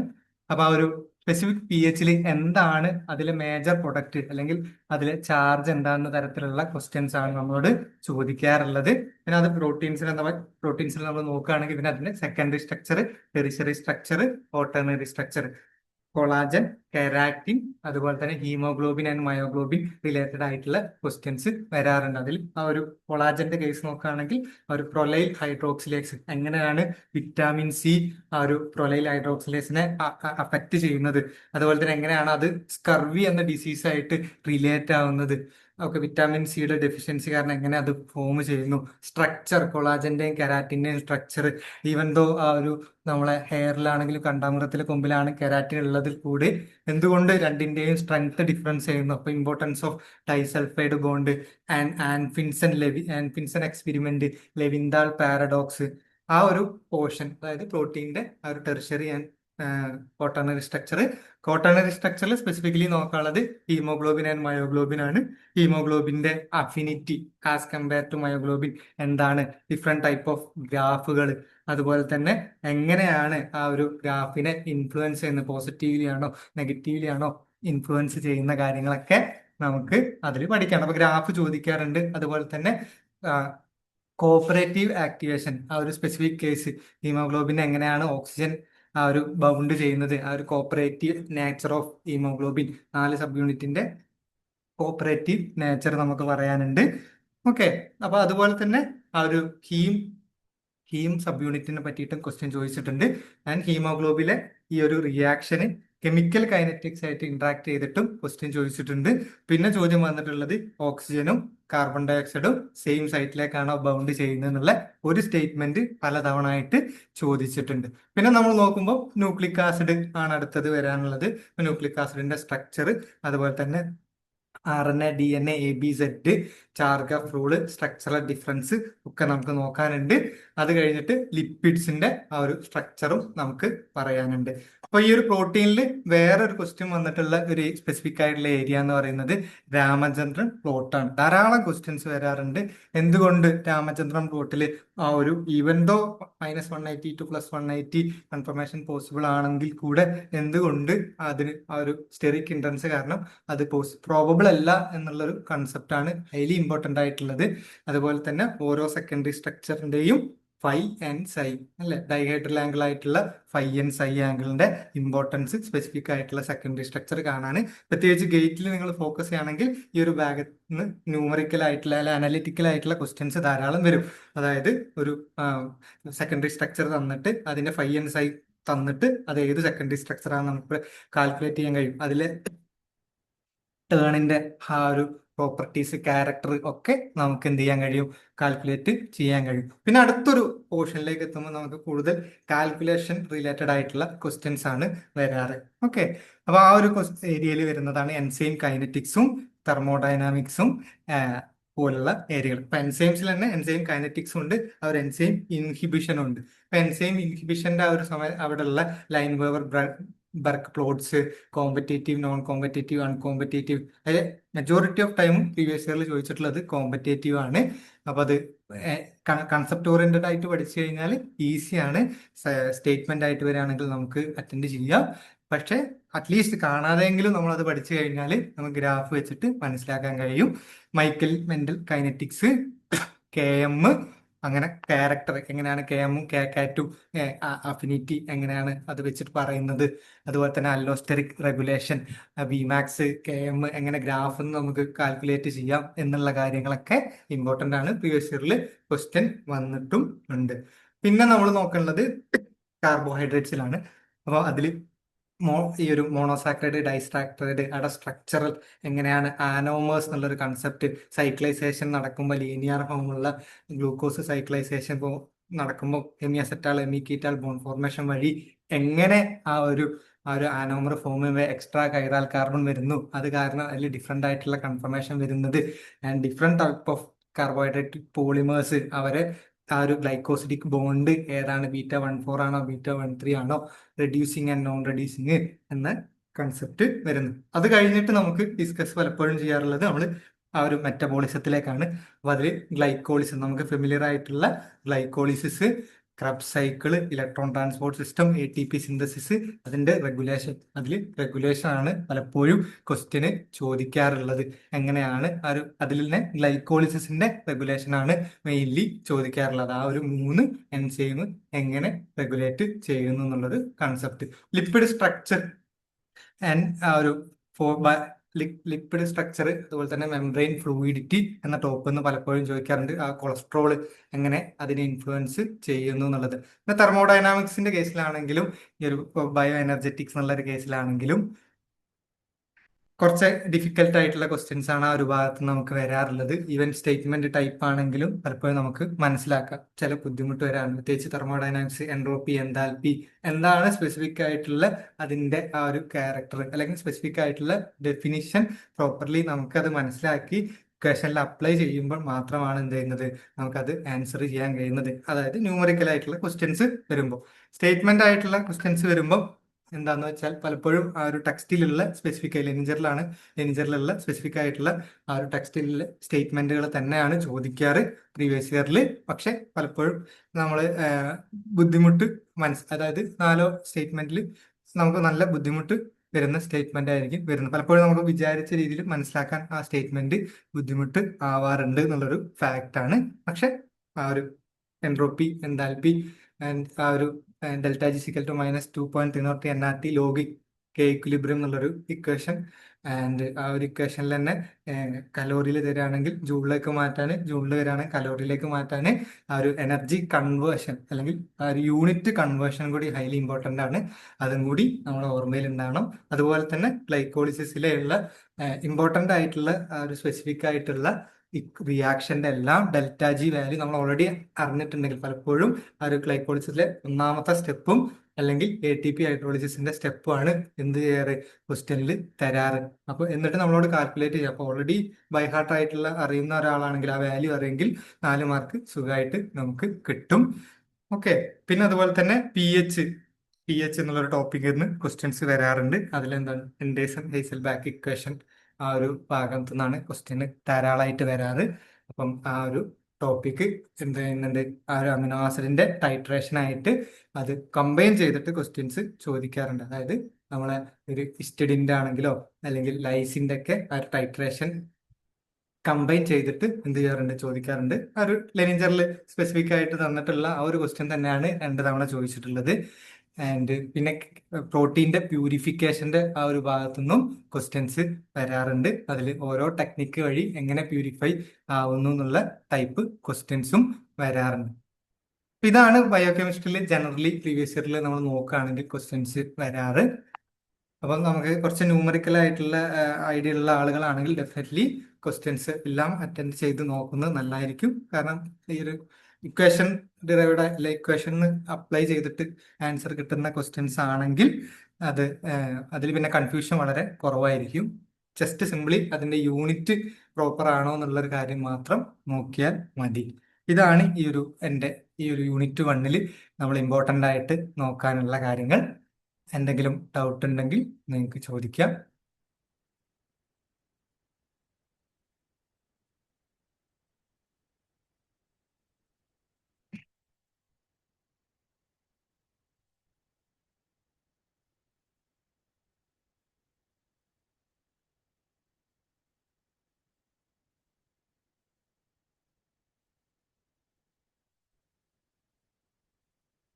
ഓക്കെ, ഇനി ആർക്കെങ്കിലും എന്തെങ്കിലും ഡൗട്ട് ഈ സബ്ജക്റ്റുമായി ബന്ധപ്പെട്ടിട്ടുണ്ടെങ്കിൽ ചോദിക്കാം.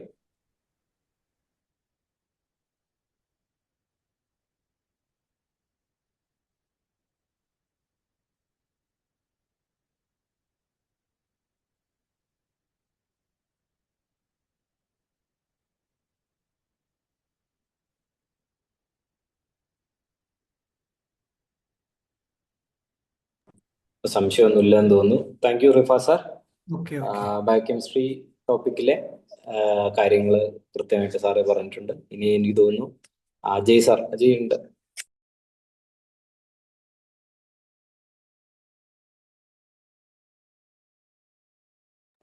Hello Ajay.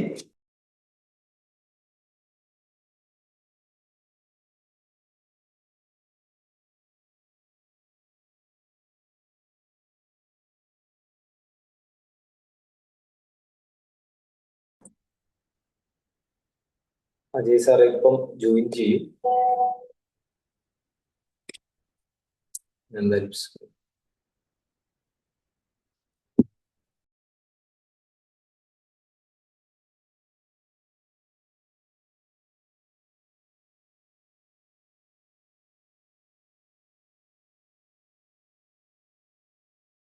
Hello Ajay sir. കേൾക്കാം. ഞാൻ പറയുന്നത് കേൾക്കുന്നുണ്ടോ? കേൾക്കാം. Okay okay.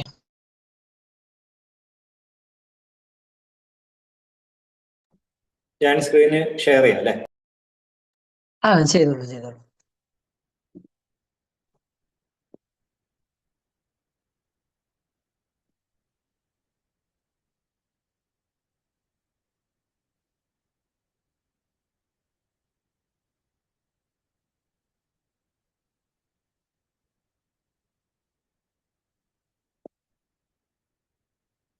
Okay. So good evening everyone. എല്ലാവരും സുഖമായിട്ടിരിക്കുന്നു വിചാരിക്കുന്നു. നിങ്ങൾ കഴിഞ്ഞ ഏകദേശം 1 മണിക്കൂറായിട്ട് എന്തൊക്കെയാണ് നമ്മുടെ CSIR എക്സാമിൽ ഉള്ള സിലബസ്. സിലബസ് നമ്മൾ എങ്ങനെ നോക്കി കാണണം? സിലബസ് നമ്മൾ വെറുതെ ഒരു PDF ഡൗൺലോഡ് ചെയ്ത് കഴിഞ്ഞാൽ വലിയ കണ്ടന്റ് നിങ്ങൾക്ക് കാണാനുണ്ടാവും. പക്ഷെ അതിൽ നമ്മൾ ക്വാളിഫൈ ചെയ്യാൻ വേണ്ടിയിട്ട് നമ്മൾ എല്ലാം പഠിക്കേണ്ട ആവശ്യമില്ല. അപ്പം വലിയ സിലബസ് ആണ്, കുറേ പഠിക്കാനുണ്ട്. പക്ഷേ ക്വാളിഫൈ ചെയ്യാൻ വേണ്ടിയിട്ട് നമ്മൾ എല്ലാം പഠിച്ച് വിരിച്ച് വാരി പഠിക്കേണ്ട ആവശ്യമില്ല എന്ന് പറഞ്ഞിട്ടാണ് ഞാൻ സ്റ്റാർട്ട് ചെയ്യുന്നത്. എൻ്റെ പേര് അജയ് എന്നാണ്. ഞാൻ 2 ടോപ്പിക്കാണ് മെയിനായിട്ട് എടുക്കുന്നത്, പ്ലാൻ ഫിസിയോളജി അതേപോലെ തന്നെ എവല്യൂഷനും. സോ പ്ലാൻ ഫിസിയോളജിയിൽ തന്നെ നമ്മൾ എടുത്തു കഴിഞ്ഞാൽ അതിൽ തന്നെ നമുക്ക് ഏകദേശം ഒരു 8 അല്ലെങ്കിൽ 10 സബ് ചാപ്റ്റേഴ്സ് നമുക്ക് പറയാൻ വേണ്ടി പറ്റും. അതിൽ കുറച്ച് എണ്ണാണ് ഇവിടെ കൊടുത്തിട്ടുള്ളത്. വാട്ടർ റിലേഷൻ, മിനറൽ ന്യൂട്രീഷൻ, നമ്മുടെ കോയിഷൻ ടെൻഷൻ തിയറി, ട്രാൻസ്പിറേഷൻ. സോ നമ്മുടെ എക്സാമിലേക്ക് നമ്മൾ നോക്കിക്കാണുന്ന സമയത്ത് മാച്ച് ദ ഫോളോയിങ് പോലെയുള്ള ക്വസ്റ്റ്യൻസ് വരാൻ സാധ്യതയുള്ള ഒരു ഭാഗമാണ് ഈ വാട്ടർ റിലേഷൻ പറയുന്ന ഒരു പോർഷൻ. പിന്നെ വാട്ടർ റിലേഷൻ്റെ ഭാഗത്ത് നിന്ന് വരുന്ന വേറൊരു ടൈപ്പ് ക്വസ്റ്റ്യൻ എന്താ വെച്ച് കഴിഞ്ഞാൽ ഒരു കണ്ടീഷൻ തരും. നമ്മൾ പണ്ട് പഠിച്ചിട്ടില്ലേ ചെറിയ ക്ലാസ്സിൽ മുന്തിരി വെള്ളത്തിലിട്ട് കഴിഞ്ഞാൽ എന്താ സംഭവിക്കുക? അതേപോലെയുള്ള കുറച്ച് വാട്ടർ പൊട്ടൻഷ്യൽ പോലെയുള്ള കുറച്ച് ടേമുകൾ നമ്മൾ പഠിക്കും. സൊല്യൂട്ട് പൊട്ടൻഷ്യൽ, വാട്ടർ പൊട്ടൻഷ്യൽ ഒരുപക്ഷെ നിങ്ങൾ പഠിച്ചിട്ടുണ്ടാവുമായിരിക്കും. സോ അത്തരം കുറച്ച് ടേമുകളൊക്കെ പഠിച്ചിട്ട് അവരൊരു സന്ദർഭം തരും. പ്ലാന്റ് ഇപ്പം നിലവിൽ ജീവിക്കുന്നത് അത് ഡ്രൈ ആയിട്ടുള്ള ഒരു ഏരിയയിലാണ്. കോൺസെപ്റ്റ് മനസ്സിലാക്കി കഴിഞ്ഞാൽ നമുക്ക് ചെയ്യാൻ വേണ്ടി പറ്റുന്ന ക്വസ്റ്റ്യൻസ് ആണ് ഈ വാട്ടർ റിലേഷൻസ് ഇൻ പ്ലാന്റ്സ് പറയുന്ന ഭാഗത്ത് നിന്ന് നമ്മൾ ഇതുവരെ ചോദിച്ചു കണ്ടിട്ടുള്ളത്.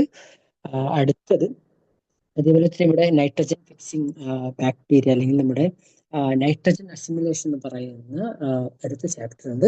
നൈട്രജൻ അസിമിലേഷനിൽ നിങ്ങൾ പലതരത്തിൽ ഉള്ള കാര്യങ്ങൾ നിങ്ങൾ ഒരുപക്ഷെ പഠിച്ചിട്ടുണ്ടാവും. അപ്പോൾ ബോട്ടണി ബാക്ക്ഗ്രൗണ്ടിൽ വരുന്നവരുണ്ടാവാം, സുവോളജി ബാക്ക്ഗ്രൗണ്ടിൽ വരുന്നവരുണ്ടാവാം, മൈക്രോബയോളജി, ബയോടെക്നോളജി. അപ്പോൾ അതൊന്നും ഒരു തരത്തിൽ നിങ്ങൾ പേടിക്കേണ്ട ആവശ്യമില്ല. നമ്മൾ സെറ പഠിപ്പിച്ചു തുടങ്ങുന്നത് ബേസ് ലെവലിൽ നിന്നായിരിക്കും. നമ്മൾ സുവോളജി പഠിക്കുന്ന ഒരാൾക്ക് ബോട്ടണി എത്രത്തോളം ബുദ്ധിമുട്ടാണ് എന്നുള്ള കാര്യം നമുക്ക് നന്നായിട്ട് അറിയാം. കാരണം ഞാനൊക്കെ കോളേജിൽ പഠിക്കുന്ന സമയത്ത് എൻ്റെ സുവോളജിയിൽ ഞാൻ പയ്യന്നൂർ കോളേജിലാണ് പഠിച്ചിട്ടുണ്ടായിരുന്നത്. അപ്പോൾ എൻ്റെ സുവോളജിയിൽ ഫ്രണ്ട്സ് എന്നോട് വന്ന് ചോദിച്ചിട്ടുണ്ട്, നിങ്ങളൊക്കെ എങ്ങനെയാപ്പാ ഈ ബോട്ടണി പഠിക്കുന്നതെന്ന്. കാരണം അവർക്കുള്ള പഠിക്കാനുള്ള ബോട്ടണി എന്ന് വെച്ച് കഴിഞ്ഞാൽ ടാക്സോണമി പോലെയുള്ള ഭയങ്കര ബുദ്ധിമുട്ടുള്ള ബോട്ടണിയാണ് അവരെ സംബന്ധിച്ചിടത്തോളം, സുവോളജിക്കാരെ സംബന്ധിച്ചിടത്തോളം. അവർ വിചാരിക്കും എന്ത് കഷ്ടപ്പാടാ ബോട്ടണി പഠിക്കാൻ വേണ്ടിയിട്ട്. സോ എങ്ങനെയാണ് നിങ്ങൾ പഠിച്ചെടുക്കുന്നതെന്ന് എൻ്റെ സുവോളജി ഫ്രണ്ട്സ് ചോദിച്ചിട്ടുണ്ട് എന്നോട്. സോ നിങ്ങൾ അതൊന്നും വിചാരിക്കണം, നിങ്ങൾ ഏത് ബാക്ക്ഗ്രൗണ്ട് ആയിക്കൊള്ളട്ടെ, അതൊന്നും ഇവിടെ ബേസ് തൊട്ടിട്ടായിരിക്കും പഠിപ്പിക്കാൻ വേണ്ടി പോകുന്നത്. പിന്നെ എന്താ പറയാ 50, 100, 150 കുട്ടികളുള്ള വലിയ ക്ലാസ് റൂം ഒന്നല്ല. നമ്മുടെ കൂടെയുള്ളവര് നമ്മുടെ ഫ്രണ്ട്സിനെ പോലെ ഒന്നിച്ചിരുന്ന് നമ്മളൊരു കമ്പൈൻ സ്റ്റഡി പഠിക്കുന്ന പോലെ ആ ഒരു ഫ്രീഡത്തിൽ നിങ്ങൾക്ക് ക്ലാസ് അറ്റൻഡ് ചെയ്യാൻ വേണ്ടി പറ്റും. ക്ലാസ് എടുക്കുന്നതിനിടയ്ക്ക് നിങ്ങൾക്ക് ഒരു ഡൗട്ട് വന്നു, അപ്പൊ എന്ത് ചെയ്യാം, നിങ്ങൾക്ക് പറയാം. അല്ലാണ്ട് ക്ലാസ് മൊത്തം കഴിയേണ്ട ഒരു ആവശ്യമില്ല. ജസ്റ്റ് മൈക്ക് അൺമ്യൂട്ട് ചെയ്യാം, അല്ലെങ്കിൽ ചാറ്റ് ബോക്സിൽ ഇതൊന്നുകൂടി ഒന്ന് പറയുമെന്ന് ചോദിക്കുക. എന്ത് ചെയ്യാം, നമ്മളത് എക്സ്പ്ലെയിൻ ചെയ്യും. സോ അത്തരത്തിലൊന്നും നിങ്ങൾ പേടിക്കണം. നിങ്ങൾ ഏത് ബാക്ക്ഗ്രൗണ്ടിൽ വരുന്നവർക്കും പ്ലാൻ ഫിസിയോളജിയിൽ മാർക്ക് സ്കോർ ചെയ്യാൻ വേണ്ടി പറ്റും.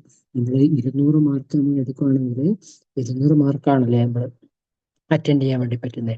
ആ 200 മാർക്ക് അറ്റൻഡ് ചെയ്യാൻ പറ്റുന്നതിൽ ഏകദേശം 24ഓളം മാർക്ക് ചോദിക്കുന്ന ഒരു വലിയൊരു യൂണിറ്റ് ആണ് പ്ലാൻ ഫിസിയോളജി പറയുന്നത്. ഓക്കെ, ആ 24 26 അത്രയും കിട്ടണം നമുക്കില്ല. നമുക്ക് ഏകദേശം ഒരു 18 അല്ലെങ്കിൽ ഒരു 60 നമുക്ക് കിട്ടുവാണെങ്കിൽ നമുക്ക് ക്വാളിഫൈ ആവേണ്ട മാർക്കിന്റെ ഏകദേശം 20% ആവും. സോ ഇമ്പോർട്ടൻ്റ് ആയിട്ടുള്ള യൂണിറ്റ് ആണ്. അത്രമാത്രം എനിക്ക് പറയാനുള്ളത്. നിങ്ങൾ എല്ലാവരും എന്ത് ചെയ്യുക, ഈ യൂണിറ്റ് ജസ്റ്റ് ഒന്ന് ഫോക്കസ് ചെയ്ത് കഴിഞ്ഞാൽ എളുപ്പത്തിൽ സ്കോർ ചെയ്യാൻ വേണ്ടി പറ്റും. പിന്നെ ഞാൻ പറഞ്ഞു നൈട്രജൻ ഫിക്സിംഗ് ബാക്ടീരിയന്റെ കുറെ ബാക്ടീരിയന്റെ പേര് നമ്മൾ പഠിക്കും. പല കോഡുകൾ വെച്ചിട്ട് നമ്മൾ പഠിക്കാം. എന്നിട്ട് എന്ത് ചെയ്യും, ക്വസ്റ്റ്യൻ എന്താ ഉണ്ടാവുക, ബി പാർട്ടിൽ നമുക്ക് ക്വസ്റ്റ്യൻ കാണാൻ വേണ്ടി പറ്റും. നൈട്രജൻ ഫിക്സിംഗ് ബാക്ടീരിയ ഇതാണ്, അത് ഏത് തരത്തിലുള്ള ഹോസ്റ്റ് പ്ലാന്റിലാണ് ഫിക്സ് ചെയ്യുന്നത്, അനബി, നാനോ, സ്റ്റോക്ക് എന്നൊക്കെ പറയും. നിങ്ങൾ എന്തായിട്ടും എവിടെയെങ്കിലും ചിലപ്പം +2 എൻകൗണ്ടർ ചെയ്തിട്ടുണ്ടെന്ന് എനിക്ക് തോന്നുന്നത്. സോ അത്തരം കാര്യങ്ങളൊക്കെയാണ് ഈ ഒരു സ്ലൈഡിൽ എനിക്ക് പറയാനുള്ളത്. വിഷ്ണു സാർ, നമുക്ക് അടുത്ത സ്ലൈഡിലേക്ക്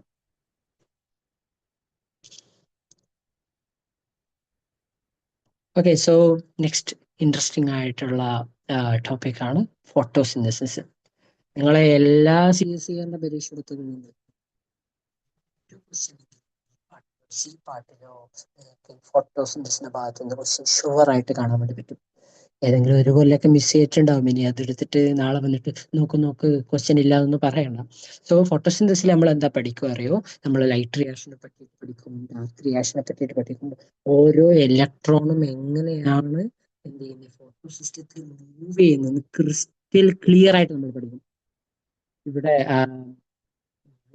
ബയോ കെമിസ്ട്രിക്കകത്ത് നമ്മൾ ഇലക്ട്രോൺ ട്രാൻസ്പോർട്ട് ചെയ്യാനൊക്കെ നമ്മൾ പഠിക്കില്ലേ? അതേപോലെ തന്നെ ഇവിടെ ഫോട്ടോസിന്തസിസിൽ നമ്മൾ എന്ത് ചെയ്യുന്നുണ്ട്, ഇലക്ട്രോൺ ട്രാൻസ്പോർട്ട് ഒക്കെ പഠിക്കുന്നുണ്ട്.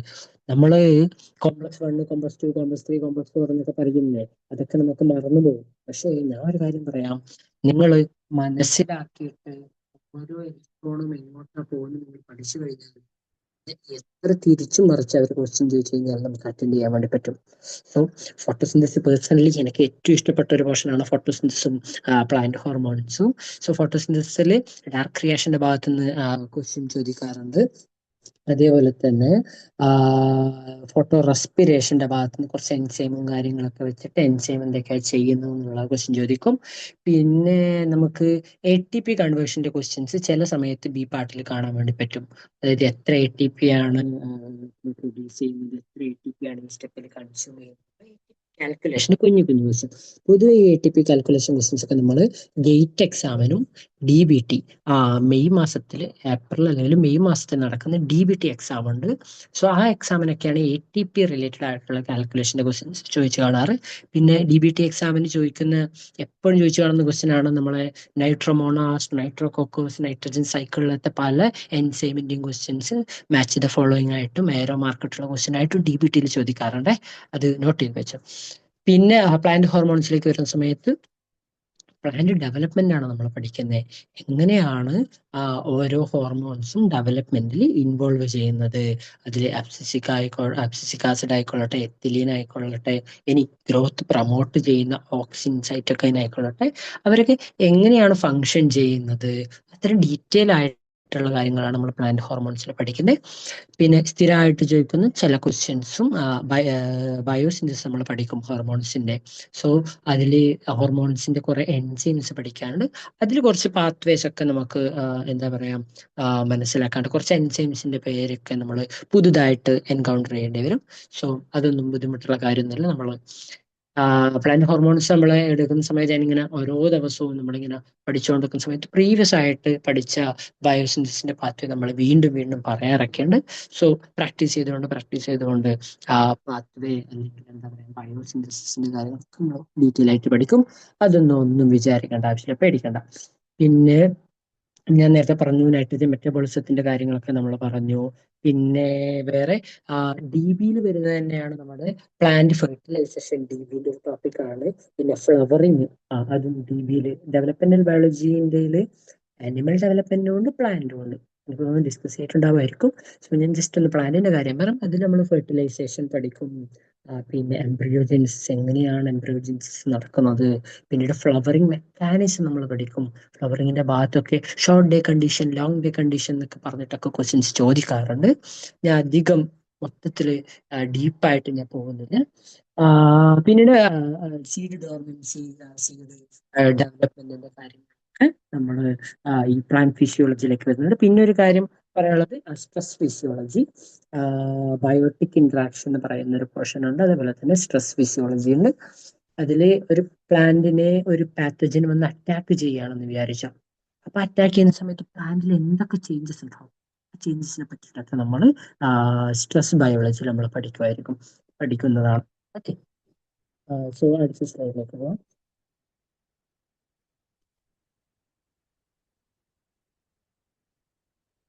Vishnu sir, okay.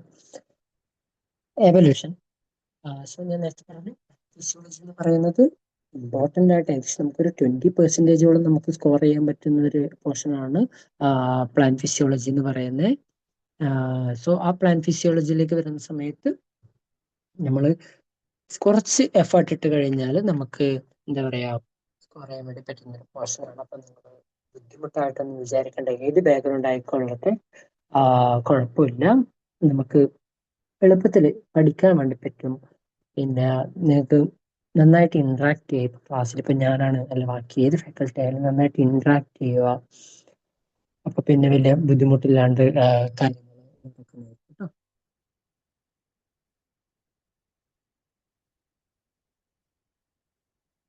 Okay, so ഞാൻ എവല്യൂഷനെ പറ്റിയിട്ട് ഞാൻ ജസ്റ്റ് ബേസിക് ആയിട്ട് ഞാൻ പറയാം. Additional service fine.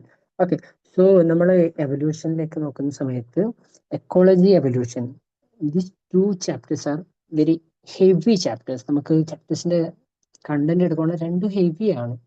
പക്ഷേ ഇത് എല്ലാം നമ്മൾ പഠിക്കേണ്ട ആവശ്യമില്ല. അത് ഞാൻ ആദ്യമേ പറയുന്ന കാര്യമാണ്. ഇങ്ങനെ എന്താ പറയുക, നോട്ട് ചെയ്ത് പറയാണ്. എല്ലാം പഠിക്കേണ്ട ആവശ്യമില്ല, ഒന്നാമത്തെ കാര്യം. ഇനി എവല്യൂഷനിലേക്ക് വരുന്ന സമയത്ത് എവല്യൂഷനിൽ കുറേ കാര്യങ്ങൾ പഠിക്കാനുണ്ട്.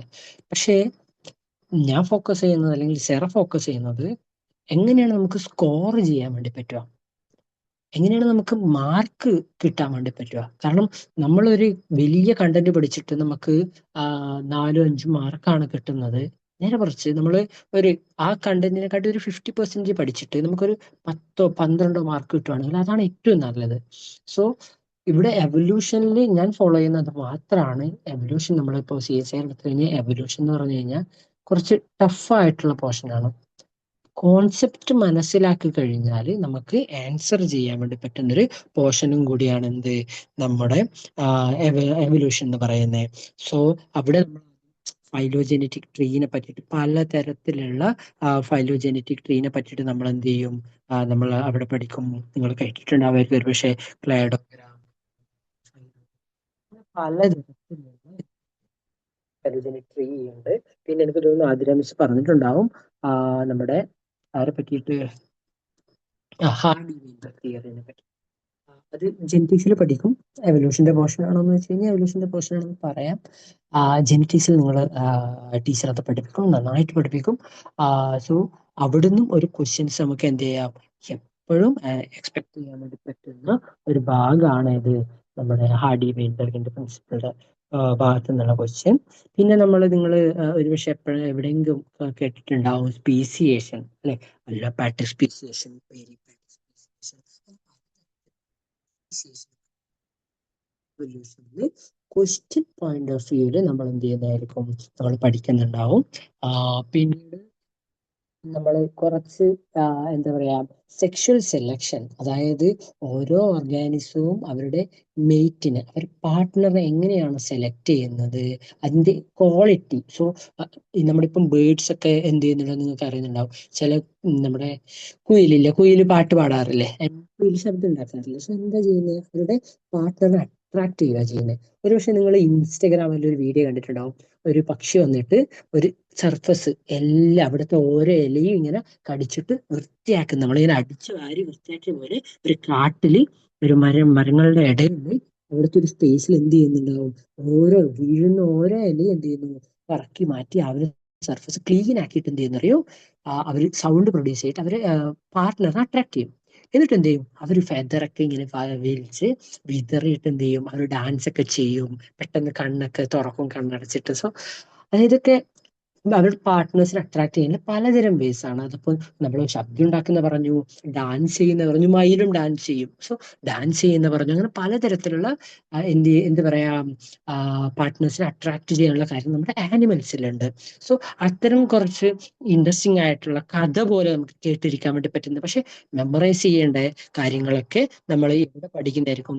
നമ്മൾ എവല്യൂഷനിൽ പഠിക്കുന്നുണ്ടാവും. ഇൻട്രസ്റ്റിംഗ് ആണ്. എന്താ പറയാ, നമ്മള് ബാക്കി ബൈഹാർട്ട് പഠിക്കേണ്ട കാര്യങ്ങളൊന്നും എവല്യൂഷനിലോ, എവല്യൂഷൻ രണ്ടായിട്ട് തിരിക്കാം. ഒന്ന് ലോജിക്കലാണ്, കുറച്ചൊരു ഫൈലോജനിക് ട്രീ ഒക്കെ തരും.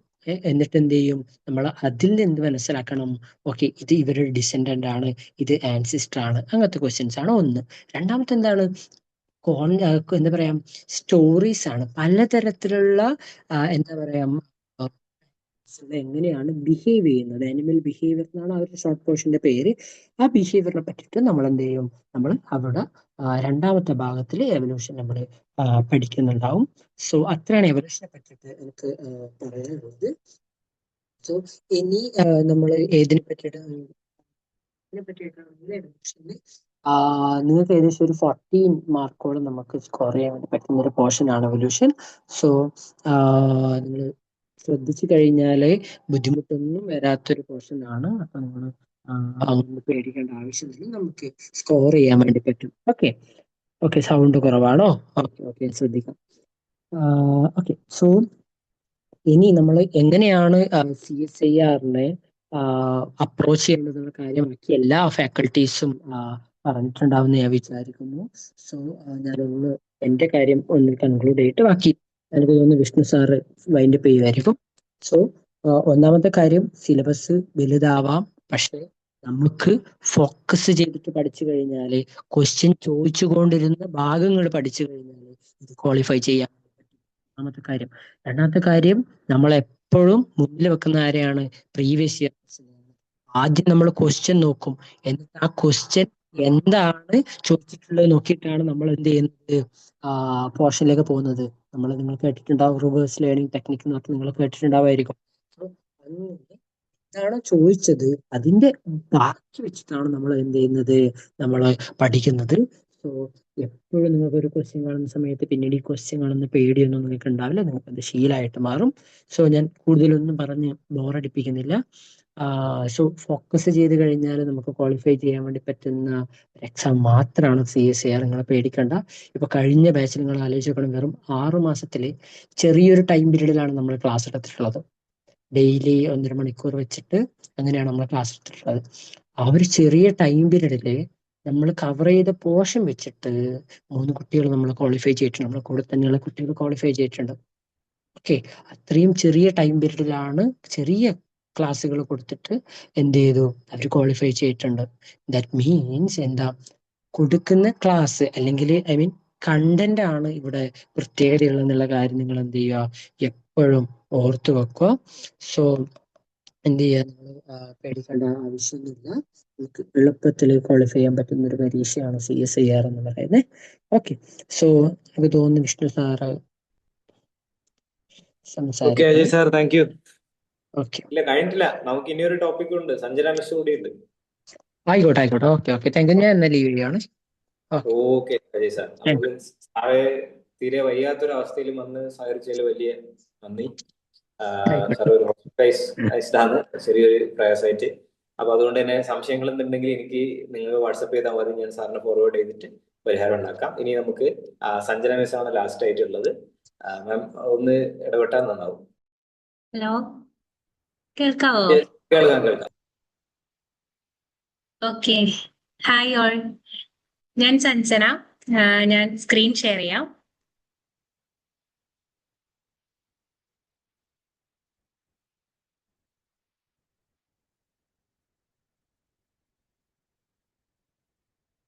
സ്ലൈഡ് കാണുന്നില്ലേ?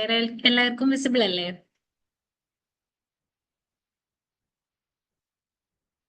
സ്ലൈഡ് വിസിബിൾ അല്ലേ? സ്ലൈഡ് ഓപ്പൺ ആയി വരുന്നേ ഉള്ളൂ, അപ്പൊ വിസിബിൾ. ഓക്കെ ഓക്കെ, അപ്പോ ഞാൻ ഡീൽ ചെയ്ത ഒരു ടോപ്പിക് എന്ന് പറയുന്നത് സെൽ ബയോളജിയിലെ ഒരു ടോപ്പിക്കാണ്. അതായത് സെൽ ബയോളജി എന്നുള്ള ടോപ്പിക്കാണ്.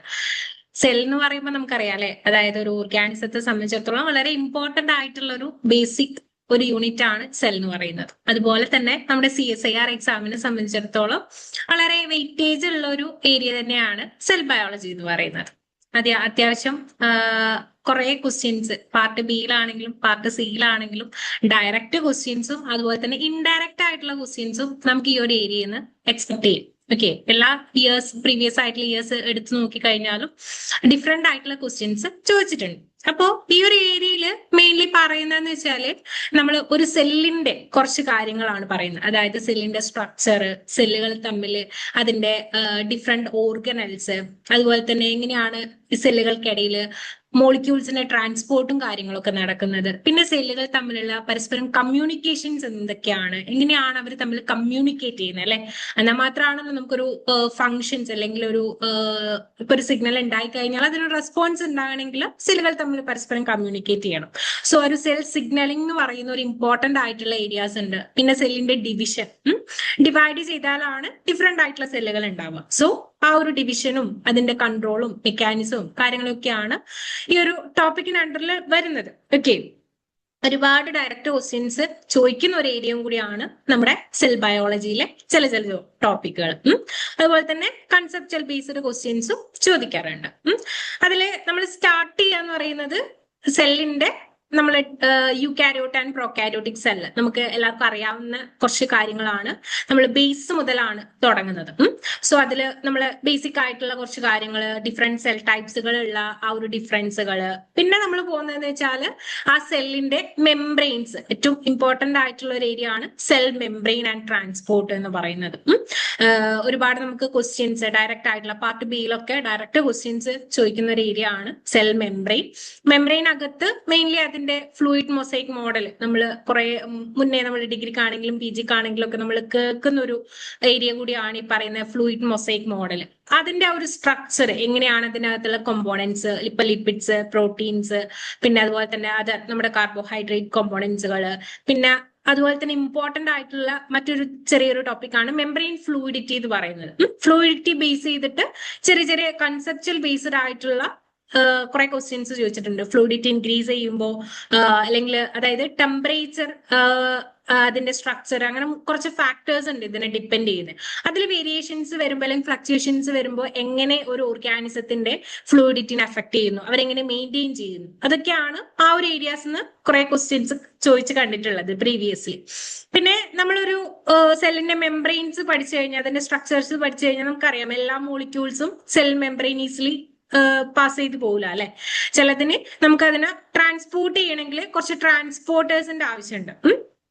സോ അവർക്കിടയിൽ എങ്ങനെയാണ് ആ ഒരു ട്രാൻസ്പോർട്ട് മെക്കാനിസം നടക്കുന്നത്, ആക്റ്റീവ് ആൻഡ് പാസീവ് ട്രാൻസ്പോർട്ടുകൾ നമ്മൾ കേൾക്കുന്ന കാര്യം തന്നെയാണ്. സോ അതിൽ ഇൻവോൾവഡ് ആയിട്ടുള്ള ഡിഫറെന്റ് ആയിട്ടുള്ള ചാനലുകൾ, ട്രാൻസ്പോർട്ടേഴ്സ്, പമ്പുകൾ, ATP പവേർഡ് ആയിട്ട് നടക്കുന്നതുണ്ട്, അല്ലാണ്ട് ആക്റ്റീവ് ആയിട്ട് നടക്കുന്ന നമുക്കറിയാം, ഒരു ഇൻഫ്ലുവൻസ് ഒന്നും ഇല്ലാതെ പാസീവ്, അങ്ങനെ ഡിഫറെന്റ് മെക്കാനിസംസ് ഉണ്ട്.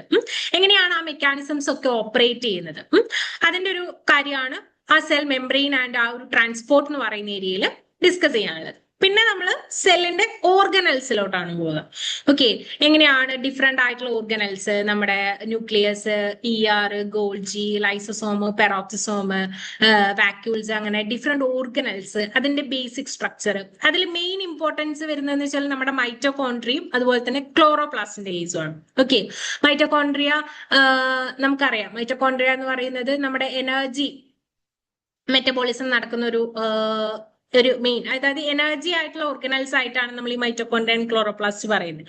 സോ എങ്ങനെയാണ് അവിടെ ആ ഒരു എനർജി മെറ്റബോളിസം ഓപ്പറേറ്റ് ചെയ്യുന്നത്. പിന്നെ നമ്മൾ പ്ലാന്റ് സ്പെസിഫിക് അല്ലെങ്കിൽ ഫംഗൽ സ്പെസിഫിക് ആയിട്ടുള്ള ഓർഗനൽസിലോട്ട് വരുമ്പോൾ നമ്മുടെ സെൽ വാൾ ആൻഡ് പ്ലാസ്റ്റിഡ്സ് ആണ് പറയാനുള്ളത്. ഓക്കെ, അതിന്റെ സ്ട്രക്ചറും കാര്യങ്ങളൊക്കെയാണ് അതിൽ പറയാനുള്ളത്. പിന്നെ നമ്മൾ പോകുന്നതെന്ന് വെച്ചാല് സെല്ലിന്റെ സ്കെലറ്റണിലോട്ടാണ്. ഓക്കെ, സൈറ്റോസ്കെലറ്റണിലോട്ടാണ്. അതിന്റെ കോമ്പോണൻസ്, മൈക്രോഫൈബ്രിൽസ്, ഇന്റർമീഡിയറ്റ് ഫിലമെന്റ്സ്, പിന്നെ മൈക്രോട്യൂബ്യൂൾസ്, ഇതൊക്കെ വെച്ചിട്ട് അതിന്റെ അസംബ്ലിയും കാര്യങ്ങളൊക്കെ നടന്നിട്ടാണ് ഈ പറയുന്ന നമ്മുടെ ആ ഒരു സൈറ്റോസ്കെലറ്റൺ അവിടെ ഫോം ചെയ്തിട്ടുള്ളത്. എങ്ങനെയാണ് ഇതിന്റെ ഹെൽപ്പോടെ അവിടെ മൂവ്മെന്റ്സ്, ഇതാണ് അതിന്റെ മെയിൻ ഫംഗ്ഷൻ. ആ ഒരു സ്ട്രക്ചർ, ഷേപ്പ് മെയിൻറ്റെയിൻ ചെയ്യുക, അതിന്റെ ട്രാൻസ്പോർട്ട് കാര്യങ്ങൾ, അതുപോലെ തന്നെ ഈ മൂവ്മെന്റ്സിന്, സെല്ലിന്റെ ആ ഒരു മൂവ്മെന്റ്സിന് ഹെൽപ്പ് ചെയ്യുന്ന നമ്മുടെ മോട്ടോർ പ്രോട്ടീൻസുകൾ ഉണ്ട് ഡിഫറെന്റ് ആയിട്ടുള്ള, ഇപ്പൊ കൈനസിൻസ്, ഡൈനിൻസ്, മയോസിൻസ്. സോ ഇവരൊക്കെ മീഡിയേറ്റഡ് ആയിട്ട് എങ്ങനെയാണ് ആ മെക്കാനിസം ഓപ്പറേറ്റ് ചെയ്യുന്നത്, അതൊക്കെയാണ് ആ cytoskeleton and motor proteins. Motor proteins ഒരു ഇമ്പോർട്ടന്റ് ആയിട്ടുള്ള ഒരു ഏരിയ ആണ്. നമുക്ക് അതിൽ നിന്ന് പ്രീവിയസ് ആയിട്ടുള്ള ക്വസ്റ്റ്യൻസ് നോക്കി കഴിഞ്ഞാൽ നിങ്ങൾക്ക് മനസ്സിലാവും. Match the following questions, motor proteins കൊടുത്തിട്ട് എന്താണ് അതിന്റെ റോള്, അങ്ങനെ ചോദിച്ചിട്ട് കുറെ ക്വസ്റ്റ്യൻസ് പ്രീവിയസ്ലി ചോദിച്ചിട്ടുണ്ട് ആ ഒരു ഏരിയാസിന്. പിന്നെ അനദർ വെരി ഇമ്പോർട്ടന്റ് ആയിട്ടുള്ള ഒരു ടോപ്പിക്കാണ് സെൽ സൈക്കിൾ എന്ന് പറയുന്നത്. നമുക്കറിയാം സെൽ സൈക്കിളിൽ മെയിൻലി ഡിഫറെന്റ് ഫേസുകൾ ഉണ്ടല്ലേ, G1, S, G2, M ഫേസുകൾ. ഇതിൽ ഓരോ ഫേസുകളിലും എങ്ങനെയാണ് മെക്കാനിസംസ് എന്തൊക്കെ ചേഞ്ചസുകളാണ് നടക്കുന്നത്, ഓക്കെ, എങ്ങനെയാണ് ഒരു സെൽ ഡിവിഷൻ ആ ഒരു പ്രോസസ്സിലോട്ട് നയിക്കുന്നത്, അതിനെ റെഗുലേറ്റ് ചെയ്യുന്ന ഫാക്ടേഴ്സ് എന്തൊക്കെയാണ്, ഡിഫറെന്റ് ടൈപ്സ് ഓഫ് സൈക്ലിൻസ്, CDKs, അതിനെ ഇൻഹിബിറ്റ് ചെയ്യുന്ന ആൾക്കാർ. ഒരു പ്രോപ്പർ ആയിട്ട് ഇപ്പൊ ഒരു സെൽ സൈക്കിൾ നടന്നിട്ടില്ലെങ്കിൽ അല്ലെങ്കിൽ ഒരു സെൽ ഡിവിഷൻ നടന്നിട്ടില്ലെങ്കിൽ, അതായത് അൺകൺട്രോൾഡ് ആയിട്ട് നടന്നു കഴിഞ്ഞാൽ നമുക്കറിയാം അത് ട്യൂമർ അല്ലെങ്കിൽ ക്യാൻസർ കണ്ടീഷൻസിലോട്ട് ലീഡ് ചെയ്യും. സോ എങ്ങനെയാണ് ആ ഒരു ക്യാൻസർ അല്ലെങ്കിൽ ട്യൂമർ കണ്ടീഷൻ ഇല്ലാതെ അതിനെ സപ്രസ് ചെയ്തുകൊണ്ട് നോർമൽ ആയിട്ടുള്ള ആ ഒരു മെക്കാനിസം എങ്ങനെയാണ് ഓപ്പറേറ്റ് ചെയ്യപ്പെടുന്നത് സെല്ലിനകത്ത്, അതിന്റെ കൺട്രോൾ മെക്കാനിസംസ് എങ്ങനെയാണ്, അതിൽ P53 RB അതിന്റെ ഒക്കെ റോൾ വളരെ ഇമ്പോർട്ടന്റ് ആയിട്ടുള്ള ഒരു റോളാണ് വരുന്നത്. അത് വെച്ചിട്ട് കുറെ ക്വസ്റ്റ്യൻസ് പ്രീവിയസ് ആയിട്ട് ഈ ഒരു ഏരിയാസ് സൈക്ലിൻസ് വെച്ചിട്ടുള്ള ക്വസ്റ്റ്യൻസ് നിങ്ങൾക്ക് കാണാൻ വേണ്ടി പറ്റും. ഏതൊക്കെ ഫേസസിൽ ഏതൊക്കെ സൈക്ലിൻസ് ആണ് ഉള്ളത്, എന്താണ് അതിന്റെ റോള്, പിന്നെ റെഗുലേറ്റേഴ്സിന്റെ കാര്യം, ഇൻഹിബിറ്റേഴ്സ്, CDK ഇൻഹിബിറ്റേഴ്സും മറ്റൊരു ഇമ്പോർട്ടന്റ് ആയിട്ടുള്ള ടോപ്പിക്കാണ്. പിന്നെ നമ്മൾ സെൽ ജംഗ്ഷൻസിലോട്ടാണ് വരുന്നത്. അതായത് സെല്ലുകൾക്കിടയിലുള്ള ഡിഫറെന്റ് ആയിട്ടുള്ള ജംഗ്ഷൻസുകൾ, tight junctions, gap junctions, desmosomes, adherens junctions, plasmodesmatal connections, ഇതൊക്കെയാണ് പിന്നീട് നമ്മൾ ഡിസ്കസ് ചെയ്യുന്നത്. അതിന്റെ ആ ഒരു ബേസിക് ആയിട്ടുള്ള ആ ഒരു കമ്മ്യൂണിക്കേഷൻസ്, അഡീഷൻ കാര്യങ്ങൾ എങ്ങനെയൊക്കെയാണ് നടക്കുന്നതാണ് ഈ ഒരു ഏരിയാസിൽ മെയിൻലി ഡിസ്കസ് ചെയ്യുന്നത്. ഓക്കെ, സോ ഇത്രയാണ് ഈ ഒരു പാർട്ടിലുള്ളത്. പിന്നെ നമ്മൾ പോകുന്നതെന്ന് വെച്ചാൽ സെൽ കമ്മ്യൂണിക്കേഷൻസ് ആൻഡ് സെൽ സിഗ്നലിങ്ങിലോട്ടാണ്. അനദർ ഇമ്പോർട്ടന്റ് ആയിട്ടുള്ള ഒരു ഏരിയ ആണ്. നമുക്ക് മെയിൻലി പറയുകയാണെങ്കിൽ നമുക്ക് ഒരു ഫിഗർ വെച്ചിട്ട്, ഓക്കെ, ഒരു ഇമേജ് വെച്ചിട്ട് നമുക്ക് കാര്യങ്ങൾ വളരെ എളുപ്പത്തിൽ പഠിക്കാൻ പറ്റുന്ന അല്ലെങ്കിൽ മനസ്സിലാക്കാൻ പറ്റുന്ന ഒരു ഏരിയ ആണ് ഈ ഒരു സിഗ്നലിംഗ് എന്ന് പറയുന്നത്. കാരണം നമുക്കറിയാം ഒരു സിഗ്നലിംഗ് എന്ന് പറയുമ്പോൾ ഒരു സ്റ്റാർട്ടിൽ തുടങ്ങി കഴിഞ്ഞാൽ അതിന്റെ ആ ഒരു റെസ്പോൺസ് ഉണ്ടാകുന്നത് വരെ അതിനിടയിൽ കുറെ ഫാക്ടേഴ്സ് വരുന്നുണ്ട്. ഇപ്പൊ ഒരു ബേസിക് ഒരു സിഗ്നൽ മെക്കാനിസം നമ്മൾ എടുക്കുകയാണെങ്കിൽ ആദ്യം ഒരു സിഗ്നൽ ഉണ്ടായിരിക്കണം, അത് റിസീവ് ചെയ്യുന്ന ഒരു റിസപ്റ്റർ ഉണ്ടായിരിക്കണം, അത് കഴിഞ്ഞിട്ട് അവരൊരു എഫക്ടറിനെ ആക്ടിവേറ്റ് ചെയ്യും, എഫക്ടർ ഒരു സെക്കൻഡ് മെസ്സഞ്ചേഴ്സിനെ ആക്ടിവേറ്റ് ചെയ്യും, അതിന് ഫർദർ ഡൗൺ സ്ട്രീം ആയിട്ട് ഡിഫറെന്റ് ആയിട്ടുള്ള പ്രോട്ടീൻ കൈനേസുകൾ ഉണ്ടാവും, പ്രോട്ടീൻ ഫോസ്ഫറ്റേസുകൾ ഉണ്ടാവും, അങ്ങനെ കുറെ ഫാക്ടേഴ്സ് ഉണ്ട്. അപ്പൊ ഈ ഇത്തരത്തിലുള്ള ഓരോ സിഗ്നലിംഗ് മെക്കാനിസത്തിലും ഈ പറയുന്ന സിഗ്നൽ മോളിക്യൂൾസ് വ്യത്യാസമായിരിക്കും, അതിന്റെ റിസപ്റ്റർ ടൈപ്പ് വ്യത്യാസമായിരിക്കും, ഡിഫറെന്റ് ടൈപ്സ് ഓഫ് റിസപ്റ്റേഴ്സ് ഉണ്ട്. നിങ്ങൾ കേട്ടിട്ടുണ്ടാകും GPCR receptors, enzyme coupled, enzyme linked ആയിട്ടുള്ള RTK റിസപ്റ്റേഴ്സ്, ടൈറോസിൻ റിസപ്റ്റേഴ്സ് പോലുള്ള എൻസൈം ലിങ്ക്ഡ് റിസപ്റ്റേഴ്സിനെ കുറിച്ച് നിങ്ങൾ കേട്ടിട്ടുണ്ടാവും. പിന്നെ അയോൺ ചാനൽസ്, അങ്ങനെ ഡിഫറെന്റ് ആയിട്ടുള്ള ടൈപ്സ് ഓഫ് റിസപ്റ്റേഴ്സ് ഉണ്ട്, അതിനുള്ള സിഗ്നൽ മോളിക്യൂൾസ് ഉണ്ട്. പിന്നെ സെക്കൻഡ് മെസ്സഞ്ചേഴ്സ് ഏതൊക്കെയാണ് മെയിൻലി കാണുന്ന സെക്കൻഡ് മെസ്സഞ്ചേഴ്സ് ഏതൊക്കെയാണ്, എന്താണ് അവരുടെ റോള്, അവരെങ്ങനെയാണ് ആ സിഗ്നലിംഗിൽ ഇൻവോൾവ്മെന്റ് വരുന്നത്. സോ പിന്നെ ആ സിഗ്നലിംഗ് കാസ്കേഡ് ഓരോന്നിന്റെ കേസിലും ഇപ്പൊ GPCRന്റെ കേസിൽ നമുക്ക് 6 ടൈപ്പ് ഓഫ് G പ്രോട്ടീൻസ് പഠിക്കാനുണ്ട്. അത് ബേസ് ചെയ്തിട്ടുള്ള അതിന്റെ സിഗ്നലിംഗ് പഠിക്കാനുണ്ട്. ഈസി ആയിട്ടുള്ളതാണ്, ഡയറക്റ്റ് ക്വസ്റ്റ്യൻസ് പ്രീവിയസ് ആയിട്ടുള്ള നമ്മള് ക്ലാസ്സിൽ ഇരുന്നവർക്ക് മനസ്സിലായിട്ടുണ്ടാവും, മുന്നേ ക്ലാസ് കേട്ടവർക്ക്. അതായത് ഡയറക്റ്റ് ആയിട്ടില്ല, നമ്മൾ ക്വസ്റ്റ്യൻസ് ചെയ്തിട്ടാണ് പോകുന്നത് ഓരോ പാർട്ട് ഡിസ്കസ് ചെയ്യുമ്പോഴും. സോ ഡയറക്റ്റ് ആയിട്ടുള്ള ക്വസ്റ്റ്യൻസ് ആണ് ഈ പറയുന്ന ഒരു ഏരിയാസ് നമുക്ക് കാണാൻ വേണ്ടി പറ്റും. അതായത് ആ ഒരു പാർട്ട് നമ്മൾ പഠിച്ചു കഴിഞ്ഞാൽ നമുക്ക് ഈസി ആയിട്ട് ആ ഏരിയ സ്കോർ ചെയ്യാൻ വേണ്ടി പറ്റും. അതിലൊരു ഡൗട്ടും വേണ്ട. കൂടുതൽ ക്വസ്റ്റ്യൻസും ഈ ഒരു ഏരിയാസ് സിഗ്നലിംഗ് ആ ഒരു ഏരിയാസ് നമുക്ക് ഡയറക്റ്റ് ആയിട്ട് എക്സ്പെക്ട് ചെയ്യാൻ പറ്റുന്ന, അതായത് അതുപോലെ തന്നെ സ്കോർ ചെയ്യാൻ പറ്റുന്ന.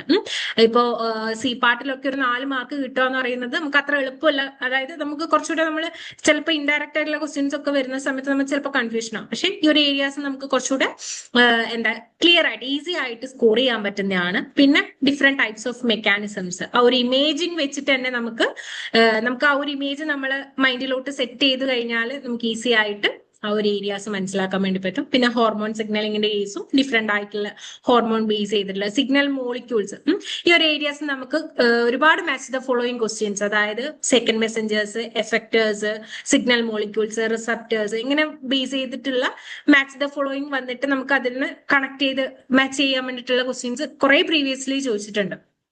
സോ അതുകൊണ്ട് തന്നെ നമുക്കൊരു സ്കിപ്പ് ചെയ്യാം, വളരെ ഇമ്പോർട്ടന്റ് ആയിട്ടുള്ള സ്കിപ്പ് ചെയ്യാതെ നമുക്ക് ഈസി ആയിട്ട് സ്കോർ ചെയ്യാൻ പറ്റുന്ന ഒരു ഏരിയ ആണ് ഈ സിഗ്നലിംഗ് എന്ന് പറയുന്നത്. പിന്നെ നമ്മുടെ ന്യൂറോൺസുകൾക്കിടയിലുള്ള ഒരു ന്യൂറോ ട്രാൻസ്മിഷൻ, ആ ഒരു കമ്മ്യൂണിക്കേഷൻ എങ്ങനെയാണ്, അതിൽ വരുന്ന ന്യൂറോ ട്രാൻസ്മിറ്റേഴ്സ്, അതിന്റെ റിസപ്റ്റേഴ്സ്, അതൊക്കെയാണ് ഈ ഒരു ഏരിയാസിൽ മെയിൻലി ഉള്ളത്. സോ അത്രയാണ് നമ്മുടെ സെൽ ബയോളജിയുടെ കേസിൽ നമുക്ക് മെയിൻ ആയിട്ട് അല്ലെങ്കിൽ ഫോക്കസ് നമ്മൾ ഇമ്പോർട്ടന്റ് ആയിട്ട് സ്കിപ്പ് ചെയ്യാതെ പഠിക്കേണ്ട കുറച്ച് ഏരിയാസ് എന്ന് പറയുന്നത്. അതിൽ മെയിൻലി സെൽ ബയോളജിയിലാണെങ്കിൽ നമ്മൾ റെഫർ ചെയ്യുക ലോഡിഷിന്റെ മൊളിക്യുലാർ ആൻഡ് സെൽ ബയോളജി എന്നുള്ള ബുക്കുകളുണ്ട്. പിന്നെ കാർപ്പ്, പിന്നെ അതുപോലെ തന്നെ നമ്മുടെ ബ്രൂസ് ആൽബർട്ട്സിന്റെ, കൂപ്പറിന്റെ ബുക്സുകൾ, അതൊക്കെയാണ് മെയിൻലി നമ്മൾ റെഫർ ചെയ്തിട്ട് അതിൽ നിന്നുള്ള ഇമ്പോർട്ടന്റ് ആയിട്ടുള്ള കാര്യങ്ങളാണ് നമ്മൾ മെയിൻലി മാക്സിമം ഇൻക്ലൂഡ് ചെയ്തിട്ട് ക്ലാസ്സുകൾ പോകുന്നത്. ഓക്കെ, സോ പിന്നൊരു ഏരിയ എന്ന് പറയാനുള്ളത് നമ്മുടെ എക്കോളജി പോർഷൻസ് ആണ് പറയാനുള്ളത്. ഓക്കെ, എക്കോളജിയും ഈ പറഞ്ഞ പോലെ തന്നെ കുറെ അതായത് എക്കോളജിയിലെ പീറ്റർ സ്റ്റില്ലിങ്ങിന്റെ ബുക്ക് ഉണ്ട്. അതിൽ നമുക്ക് കുറച്ച് ചെറിയ ചെറിയ യൂണിറ്റ്സുകളായിട്ട് നമുക്ക് കാണാൻ പറ്റുന്നതാണ് ഈ പറഞ്ഞ കുറെ ടോപ്പിക്കുകൾ എന്ന് പറയുന്നത്. അതിൽ ഫോക്കസ് ചെയ്യേണ്ട കുറച്ച് ടോപ്പിക്കുകളാണ് ഇവിടെ പറഞ്ഞിട്ടുള്ളത്.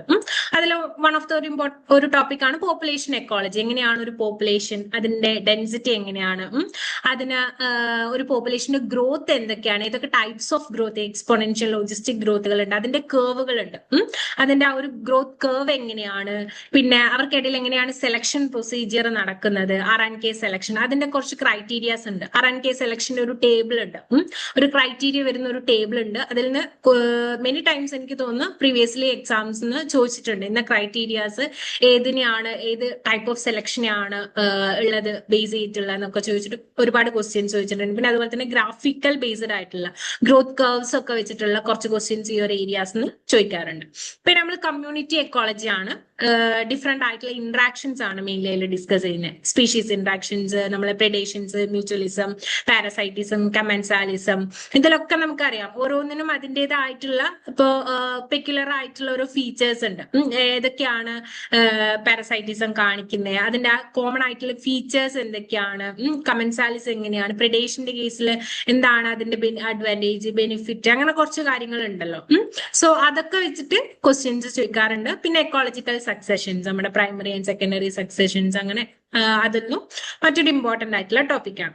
പിന്നെ എക്കോസിസ്റ്റത്തിനെ കുറിച്ചിട്ട് നമ്മുടെ ഫുഡ് വെബ്, നമ്മുടെ എനർജി ഫ്ലോ എങ്ങനെയാണ് ഫുഡ് വെബിൽ, ആ ഒരു ഇക്കോളജിക്കൽ പിരമിഡ്സുകൾ ഉണ്ടല്ലോ. പിന്നെ നമ്മുടെ ഡിഫറെന്റ് ആയിട്ടുള്ള ബയോജിയോ കെമിക്കൽ സൈക്കിളുകളും പ്രൊഡക്ടിവിറ്റി, പ്രൈമറി സെക്കൻഡറി പ്രൊഡക്ടിവിറ്റി, അതിന്റെ കാര്യങ്ങളൊക്കെയാണ് ആ ഒരു ഏരിയാസിന് മെയിൻലി നമുക്ക് ഡിസ്കസ് ചെയ്യാനുള്ളത്. പിന്നെ ബയോഡൈവേഴ്സിറ്റി ആൻഡ് കൺസർവേഷൻസ്, നമ്മുടെ ഡിഫറെന്റ് ആയിട്ടുള്ള ആ ബയോഡൈവേഴ്സിറ്റിയിൽ എങ്ങനെയാണ് കൺസേർവ് ചെയ്യപ്പെടുന്നത്, എന്തൊക്കെ ത്രെഡ്സുകളാണ് ഉള്ളത്, ഡിഫറെന്റ് ടൈപ്സ് ഓഫ് കൺസർവേഷൻ മെത്തേഡ്സുകൾ എന്തൊക്കെയാണ്, നമ്മളെ ഇൻസിറ്റ്യൂ ആൻഡ് എക്സിറ്റ്യൂ, അതിൽ നാഷണൽ പാർക്കുകൾ, അതിന്റെ എക്സാമ്പിൾസ്, അങ്ങനെയുള്ള കുറെ കാര്യങ്ങൾ ഈ ഒരു ഏരിയാസിന് കൂടുതലായിട്ടും ചോദിച്ച് നമുക്ക് ത്രെട്ടൻഡ് ആയിട്ടുള്ള സ്പീഷീസുകൾ ഏതൊക്കെയാണ്, എൻഡേഞ്ചേർഡ് ആയിട്ടുള്ള സ്പീഷീസുകൾ, അങ്ങനെ കുറെ ക്വസ്റ്റ്യൻസ് ഈ ഏരിയാസിന് നമുക്ക് ചോദിക്കാൻ വേണ്ടി പറ്റും.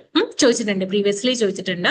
പിന്നെ ഡിഫറെന്റ് ആയിട്ടുള്ള എൻവയോൺമെന്റൽ ഇഷ്യൂസ് മെയിൻലി ഫേസ് ചെയ്യുന്ന നമ്മുടെ pollutions, different types of pollutions, water and air soil pollutions, അതിന്റെ മെയിൻ കോസസ്, പിന്നെ അതിന്റെ എഫക്ട്, നമ്മുടെ after effect, global warming, ozone, പിന്നെ ഡിഫോറസ്റ്റേഷൻ, ഇതൊക്കെ അതിന്റെ ആ ഒരു ഈ ഒരു റീസൺസ് ഒക്കെ കൊണ്ടാണ് നമ്മൾ ഡിഫറെന്റ് ടൈപ്സ് ഓഫ് പൊല്യൂഷൻസും കാര്യങ്ങളൊക്കെ ഉണ്ടാവുന്നത്. സോ അതെങ്ങനെയാണ് ആ ഒരു മാനേജ്മെന്റ് അവിടെ വരുന്നത്, എന്തൊക്കെ കാര്യങ്ങളാണ് നടക്കുന്നത്, അതിൽ നിന്നൊക്കെ കുറെ ക്വസ്റ്റ്യൻസ് ചോദിച്ചിട്ടുണ്ട്. പിന്നെ ആൻഡ് ഫൈനലി ബിഹേവിയറൽ എക്കോളജി, നമ്മുടെ ആനിമൽസിന്റെ ബിഹേവിയർ, ഇന്നേറ്റ് ആൻഡ് ലേൺഡ് ആയിട്ടുള്ള ബിഹേവിയേഴ്സ് ഉണ്ട്, അവരൊരു സൊസൈറ്റിയിലുള്ള കേസിൽ എങ്ങനെയാണ് അതിന്റെ ഒരു ബിഹേവിയർ, സോഷ്യൽ ഓർഗനൈസേഷൻ എങ്ങനെയാണ്, അതൊക്കെയാണ് മെയിൻലി ആ ഒരു ടോപ്പിക്കിലും പറയാനുള്ളത്. സോ അത്രയാണ് മെയിൻലി നമ്മൾ ഈ ഒരു ഇതിൽ നമുക്ക് ഡിസ്കസ് ചെയ്യാനുള്ളത്. സോ എന്തെങ്കിലും ഡൗട്ട്സുകളും കാര്യങ്ങളും ഉണ്ടെങ്കിൽ നിങ്ങൾക്ക് ചോദിക്കാം.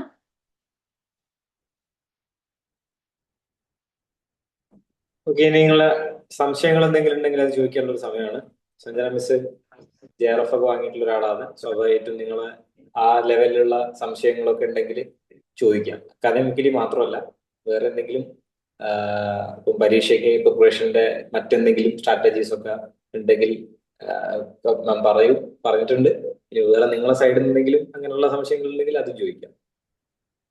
എക്സാമിന്റെ ഒരു പ്രിപ്പറേഷൻ എന്ന് പറയുമ്പോൾ മെയിൻലി നമ്മൾ കുറെ തിയറി പാർട്ട് പഠിച്ചിട്ട് കാര്യമില്ല. നമ്മൾ പ്രീവിയസ് ആയിട്ടുള്ള ക്വസ്റ്റ്യൻസ് മാക്സിമം വർക്ക്ഔട്ട് ചെയ്യുക. ആ ഒരു സ്ട്രാറ്റജി തന്നെയാണ് ഇവിടെ സെറയുടെ ഒരു മെയിൻ തീം എന്ന് പറയുന്നത്. അതായത് നമ്മളിപ്പോ ഒരു പോർഷൻസ് ഡിസ്കസ് ചെയ്യുന്നുണ്ടെങ്കിൽ അതിന്റെ ക്വസ്റ്റ്യൻസ് ഇൻക്ലൂഡിങ് അതിന്റെ ക്വസ്റ്റ്യൻസ് വെച്ചിട്ടാണ് നമ്മളിപ്പോ ഒരു ചെറിയൊരു പാർട്ട് എടുത്തു കഴിഞ്ഞാൽ നമ്മളൊരു 1 hour എടുക്കുന്ന ആ പാർട്ടിന്റെ പ്രീവിയസ് ആയിട്ട് ചോദിച്ചിട്ടുള്ള മാക്സിമം ക്വസ്റ്റ്യൻസ് നമ്മൾ ആ ടൈമിൽ തന്നെ ഡിസ്കസ് ചെയ്ത് പോകുന്നുണ്ട്. സോ നമുക്ക് എന്താ, നമ്മൾ ആ പ്രീവിയസ് ആയിട്ടുള്ള ക്വസ്റ്റ്യൻസിന്റെ പാറ്റേൺ എന്താണ്, എങ്ങനെയാണ് ക്വസ്റ്റ്യൻസ് ചോദിക്കുന്നത്, ഏതൊക്കെ ഏരിയാസ് ആണ് നമ്മൾ കൂടുതൽ ഫോക്കസ് ചെയ്യേണ്ടത് എന്നൊക്കെ നമുക്ക് ആ ഒരു ക്ലാസ് നമ്മൾ കേട്ട് കഴിഞ്ഞാൽ നമുക്ക് കൂടുതലായിട്ടൊരു നല്ലൊരു ഡീറ്റെയിലിംഗ് കിട്ടും. സോ അതുകൊണ്ട് ക്വസ്റ്റ്യൻസ് ഡിസ്കസ് ചെയ്യുക, അതുപോലെ തന്നെ നമ്മൾ അതിനെ ക്വസ്റ്റ്യൻസ് പ്രാക്ടീസ് ചെയ്യുക. അതാണ് വളരെ ഇമ്പോർട്ടന്റ് ആയിട്ടുള്ള ഒരു കാര്യം. തിയറി മാത്രം നമ്മൾ പഠിച്ച് കുറേ തിയറി നമ്മൾ പഠിച്ചു പോയിട്ട് നമുക്കത് ക്വസ്റ്റ്യൻസിലോട്ട് അപ്ലൈ ചെയ്യാൻ പറ്റിയിട്ടില്ലെങ്കിൽ അതിനൊരു യൂസ് ഇല്ലാണ്ടാവും. സോ അതുകൊണ്ടാണ് മെയിൻ ആയിട്ട് നമ്മൾ ഇപ്പൊ ഒരു ക്ലാസ് എടുത്ത ക്ലാസ്സുകളായാലും ആ ഒരു ഫോക്കസിൽ തന്നെ പോകുന്നത്, ക്വസ്റ്റ്യൻസ് പ്ലസ് ക്ലാസ് എന്നുള്ള ഒരു രീതിയിൽ. സോ അതൊക്കെയാണ് മെയിൻലി നമ്മൾ പിന്നെ ഒരു എക്സാം നമ്മുടെ ഒരു സ്ട്രാറ്റജി നമ്മൾ ഡെവലപ്പ് ചെയ്തെടുക്കുക. നമുക്ക് ഇപ്പൊ ഒരു ക്വസ്റ്റ്യൻസ് കിട്ടിക്കഴിഞ്ഞാൽ നമുക്ക് നമ്മളേതായിട്ടുള്ള ഒരു മെത്തേഡ് നമ്മൾ ഡെവലപ്പ് ചെയ്തെടുക്കാം. ഇപ്പൊ സി പാർട്ടും ബി പാർട്ടും ഒക്കെ ഉണ്ട് നമ്മൾ സബ്ജക്ട് ഓറിയന്റഡ് ആയിട്ട്. സോ നമ്മൾ എങ്ങനെ ഒരു ക്വസ്റ്റ്യൻസിനെ അപ്രോച്ച് ചെയ്യണം. ചിലപ്പോൾ ചില ലെങ്തി ക്വസ്റ്റ്യൻസ് ഒക്കെ ആണെങ്കിൽ ചില ആൾക്കാർക്ക് ക്വസ്റ്റ്യൻ വായിക്കണമല്ലോ എന്ന് ആലോചിച്ചിട്ട് നമ്മൾ സ്കിപ്പ് ചെയ്യുന്ന ആൾക്കാരുണ്ടാവും. ബട്ട് അത് നമുക്ക് ഈസി ആയിട്ട് സ്കോർ ചെയ്യാൻ പറ്റുന്ന ക്വസ്റ്റ്യൻസ് ആയിരിക്കും. സോ അത് നമുക്ക് ആ ഒരു മെന്റാലിറ്റിയിലോട്ട് നമ്മൾ എത്തണമെങ്കിൽ നമ്മൾ എന്ത് ചെയ്യണം, അതിന് പ്രാക്ടീസ് ആവണം. പ്രാക്ടീസ് ആയാലാണ് പറയാറില്ലേ, practice make a man perfect എന്ന് പറയാറില്ലേ, അതുപോലെ തന്നെയാണ് പ്രാക്ടീസ് ആയാലേ നമുക്ക് റെഡി ആവുള്ളൂ. റെഫറൻസ് സെൽ ബയോളജിയിലാണെങ്കിൽ നമ്മുടെ ലോഡിഷിന്റെ ടെക്സ്റ്റ് ബുക്കിൽ നിന്ന് കുറെ സെയിം സെന്റൻസ് തന്നെ എടുത്ത് ചോദിച്ചിട്ടുണ്ട്. നിങ്ങൾക്ക് ചില പ്രീവിയസ് ആയിട്ടുള്ള ക്വസ്റ്റ്യൻസ് നോക്കിയാൽ മനസ്സിലാവും. ആ സെന്റൻസ് തന്നെ ഡയറക്റ്റ് ആയിട്ട് നമുക്ക് എടുത്ത് ചോദിച്ചിട്ടുണ്ട് ക്വസ്റ്റ്യൻസിൽ. ഏതാണ് ആൻസർ വരുന്നത് ഡയറക്റ്റ് ആയിട്ടുള്ള ക്വസ്റ്റ്യൻസിന്റെ ഒക്കെ കേസിൽ. പിന്നെ ഒന്ന് നമ്മുടെ ലോഡിഷ് ആണ്, മോളിക്കുലർ സെൽ ബയോളജി. പിന്നെ ബ്രൂസ് ആൽബർട്ട്സിന്റെ സെൽ ബയോളജിയുടെ ഒരു ബുക്ക് ഉണ്ട്. പിന്നെ കൂപ്പർ. അതിൽ ഇതെല്ലാം റെഫർ ചെയ്യണം എന്നല്ല, നമ്മൾ ബേസിക് ആയിട്ടൊരു ടെക്സ്റ്റ് ബുക്ക് ലോഡിഷ് ആണ് കൂടുതലും നമ്മൾ നോക്കണം. അതായത് പറ്റുന്ന നമുക്ക് ആ ഒരു കാര്യം നമ്മൾ എപ്പോഴും ഫോളോ ചെയ്യാൻ നോക്കുക. അതിന്റെ കൂട്ടത്തിൽ നിങ്ങൾക്ക് പറ്റുവാണെങ്കിൽ ആ ബുക്കും കൂടി മാക്സിമം നോക്കുക. കൂപ്പർ, പിന്നെ ലോഡിഷ് ആൻഡ് പിന്നെ പറഞ്ഞത് ബ്രൂസ് ആൽബർട്ട്സിന്റെ. ഓക്കെ. പിന്നെ കാർപ്പിന്റെ സെൽ ബയോളജിയിലെ ഒരു ബുക്കും കൂടി ഉണ്ട്. പിന്നെ എക്കോളജി ആണെങ്കിൽ പീറ്റർ സ്റ്റില്ലിങ്ങിന്റെ ആണ് മെയിൻ ഒരു ബുക്ക്. അതൊരു കുറെ ചാപ്റ്റേഴ്സ് ഉള്ള ചെറിയ ചെറിയ ചാപ്റ്റേഴ്സ് ഉള്ള ഒരു ബുക്കാണ് പീറ്റർ സ്റ്റില്ലിങ്ങിന്റെ എക്കോളജി എന്ന് പറയുന്ന ഒരു ബുക്ക്. ഇതാണ് മെയിൻ റെഫറൻസുകളായിട്ട്. നമ്മൾ സെൽ ബയോളജിയുടെ കേസിൽ നിങ്ങൾ ഇതെല്ലാം റെഫർ ചെയ്തില്ല. മാക്സിമം നമ്മളിപ്പോ എടുക്കുന്ന ക്ലാസ്സുകളൊക്കെ എല്ലാം റെഫർ ചെയ്തിട്ട് തന്നെയാണ് എടുക്കുന്നത്. അതിൽ ബേസിക് ആയിട്ട് നമ്മൾ ലോഡിഷ് വെച്ചിട്ട് കുറെ ക്വസ്റ്റ്യൻസ് നിങ്ങൾക്ക് കാണാൻ വേണ്ടി പറ്റും. സോ ആ ഒരു ടെക്സ്റ്റ് എങ്കിലും മാക്സിമം നമുക്ക് അവൈലബിൾ ആണെങ്കിൽ ആ ഒരു കാര്യം ഫോളോ അപ്പ് ചെയ്യുകയാണെങ്കിൽ കുറച്ചുകൂടെ ബെറ്റർ ആയിരിക്കും. മാഡം, റെഫറൻസ് ടെസ്റ്റിന്റെ കൂടെ നമ്മൾ അതിന്റെ ലാസ്റ്റ് ഇതിൽ കുറെ ക്വസ്റ്റ്യൻസ് കാണുമല്ലോ, അത് ചെയ്യേണ്ട ആവശ്യമുണ്ടോ?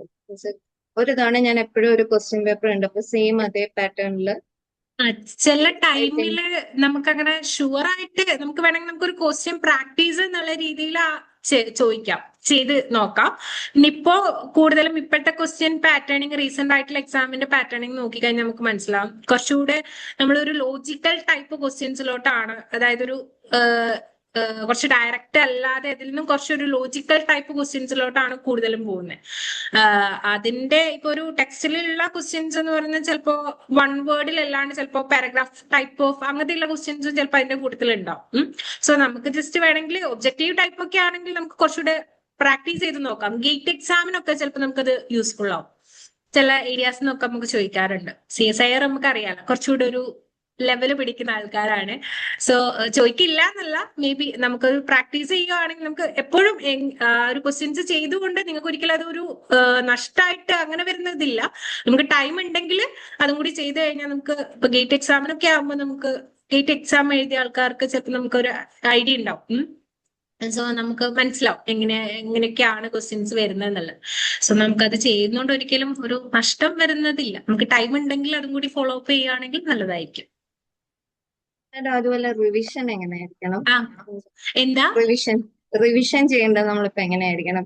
അപ്പൊ അത് ലാസ്റ്റ് വരുമ്പോഴത്തേക്കും റിവിഷന്റെ കാര്യമൊക്കെ നമുക്കത് സെപ്പറേറ്റ് അവസാന സമയത്തേക്ക് സെപ്പറേറ്റ് ഇപ്പോഴേ പറഞ്ഞാൽ ചിലപ്പോ നമുക്ക് കൺഫ്യൂഷൻ ആയി പോകും.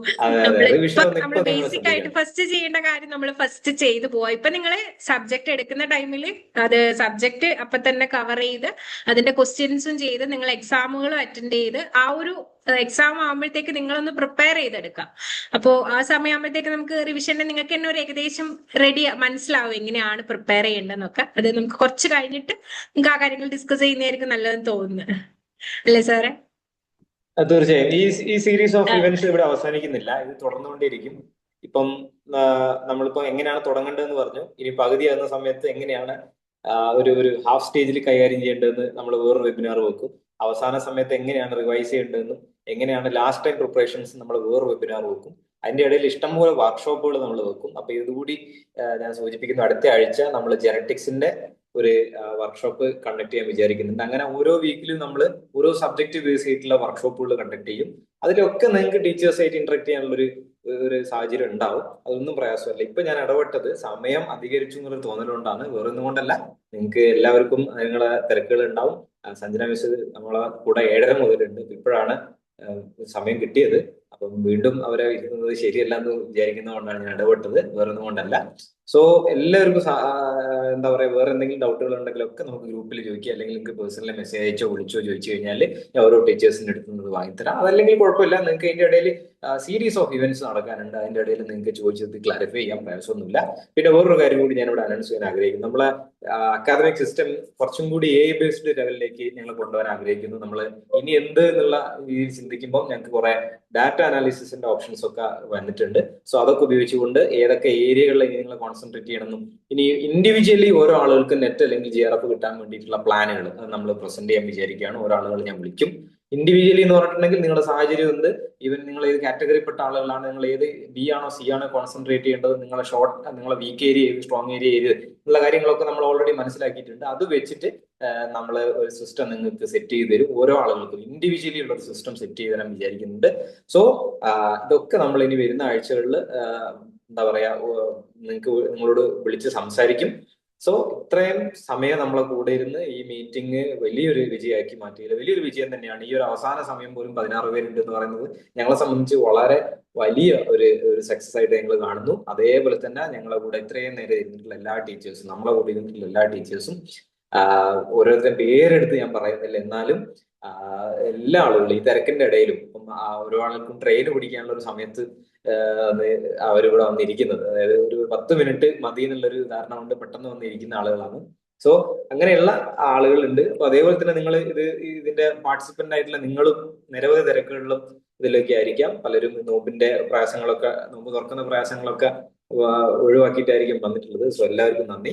സോ നമ്മൾ പറഞ്ഞ പോലെ ഇത് അവസാനിക്കുന്നില്ല, ഇത് തുടരും. ഇത് തുടക്കം മാത്രമാണ്.